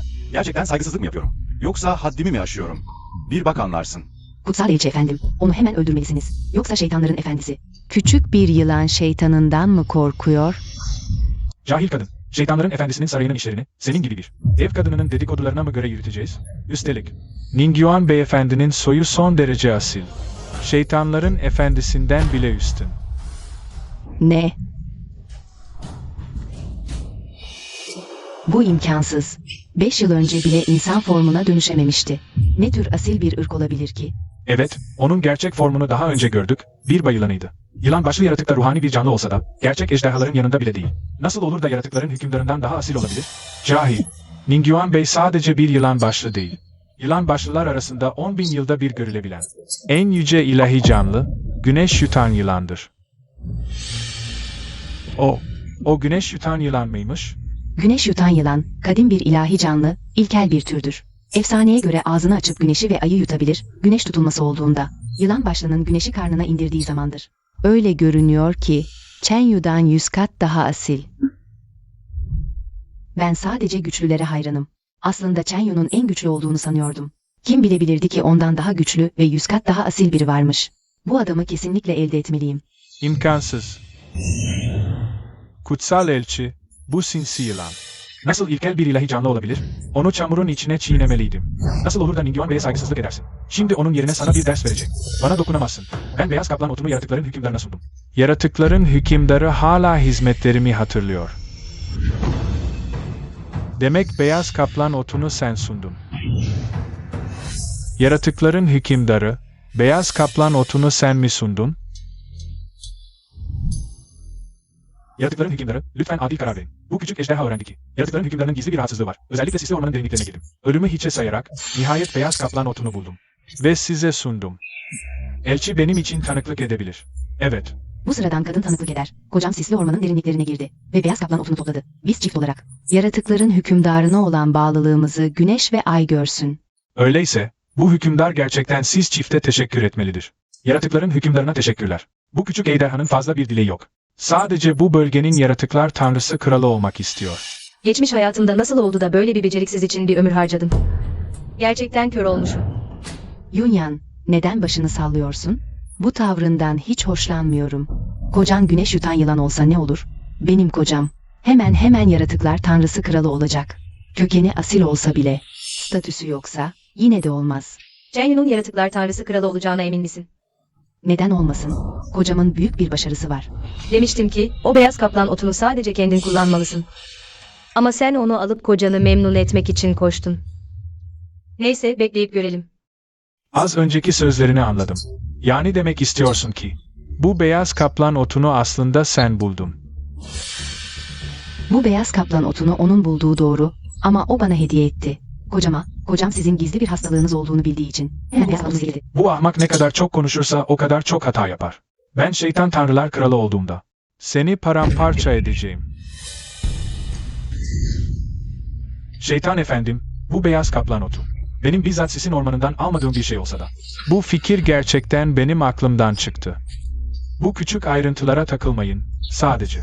Benim size olan içten bağlılığıma odaklanın. Uzun lafın kısası. Sonunda her şey size bağlı. Şeytan efendim her şeyi görüyor, bu başarıyı. Sakın bu alçak kadına kaptırmayın. Tamam anladım. Şeytan efendim, lütfen emri verin. Kocam büyük bir başarı elde etti. Şeytan tanrılar kralı olmasında.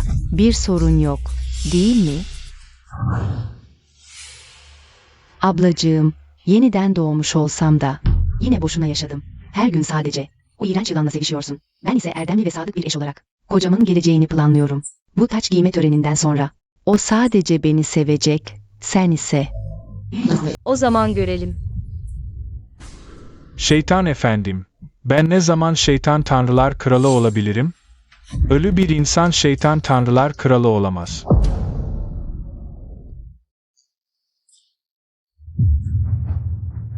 Ölü insan. Şeytan efendim, ne diyorsunuz? Anlamıyorum. Diyorum ki, sen yakında, ölü bir insan olacaksın. Şeytan efendim, ben ne suç işledim ki böyle cezalandırıyorsunuz? Kabul etmiyorum. Şeytan efendim, kocam sizin yaranızı iyileştirmek için var gücüyle çalıştı. Şimdi siz iyiliğe kötülükle karşılık veriyorsunuz. Kimse buna razı olmaz. 3 alemde sizin adaletsiz olduğunuzu söyleyecek. Ahmak.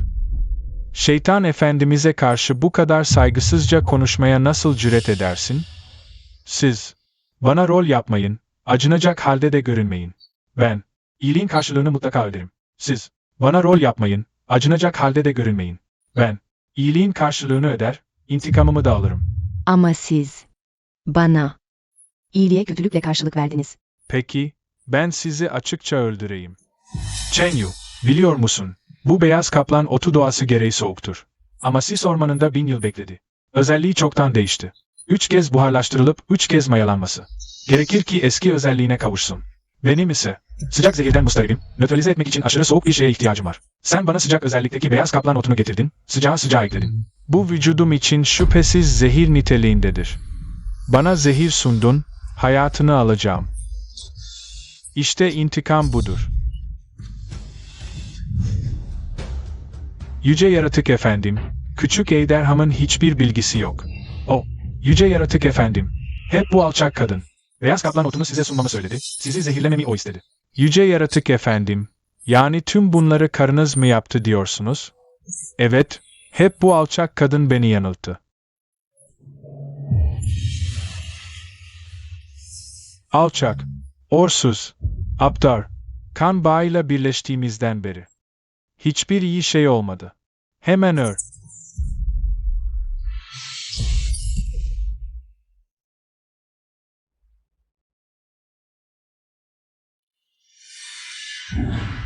Yüce Yaratık Efendim, size kötülük planlayan kişi cezasını buldu. Katil cezalandırıldı mı? Yüce Yaratık Efendim, ne demek istiyorsunuz? Küçük ejderham anlamıyor. Az önce başarılarını sayarken karından tek kelime etmedin. O da seni övmeye devam etti. Ama suçu atma zamanı gelince Tüm kabahati bir kadının üstüne attın. Ejderha ırkı senin gibi tiplerden mi oluşuyor? Yüce yaratık efendim. Küçük ejderham size sadakatle bağlıdır. Yeter. Senin gibiler. Bu dünyada varlığı bir beladır. Bugün ben, insanlar adına seni ortadan kaldıracağım. Yüce yaratık efendim.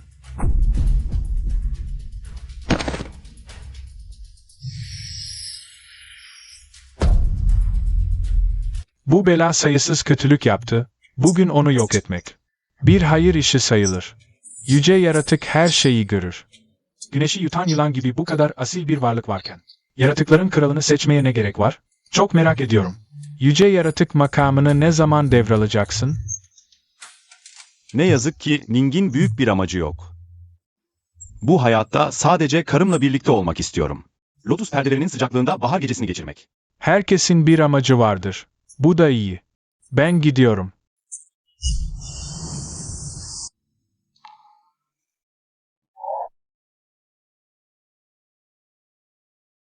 Ablacığım, çok pişmanım. İki hayatımda da seninle erkekler yüzünden mücadele ettim. Ama kız kardeşliğimizi unuttum. Sen hep değerini ancak bir erkeğe dayanarak bulabileceğini sandın. Ama bir kadın yalnız başına da parlak bir hayat sürebilir. Bu hayatta o Chenyu ile ilişkine girmeseydin, bu ölüm sonla karşılaşmazdın. Ablacığım, beni affet. Bu insanlar dünyasına bir daha gelmek istemiyorum.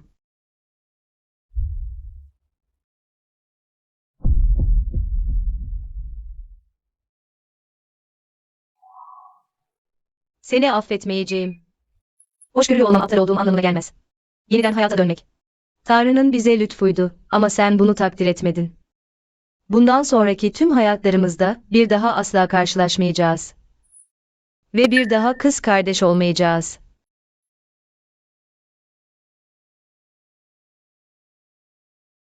Ama ben seninle tüm hayatlarımızda bir ömür boyu birlikte olmak istiyorum. Yunyang, kocasıyla tüm hayatlar boyu. Ebedi karı koca olmak ister.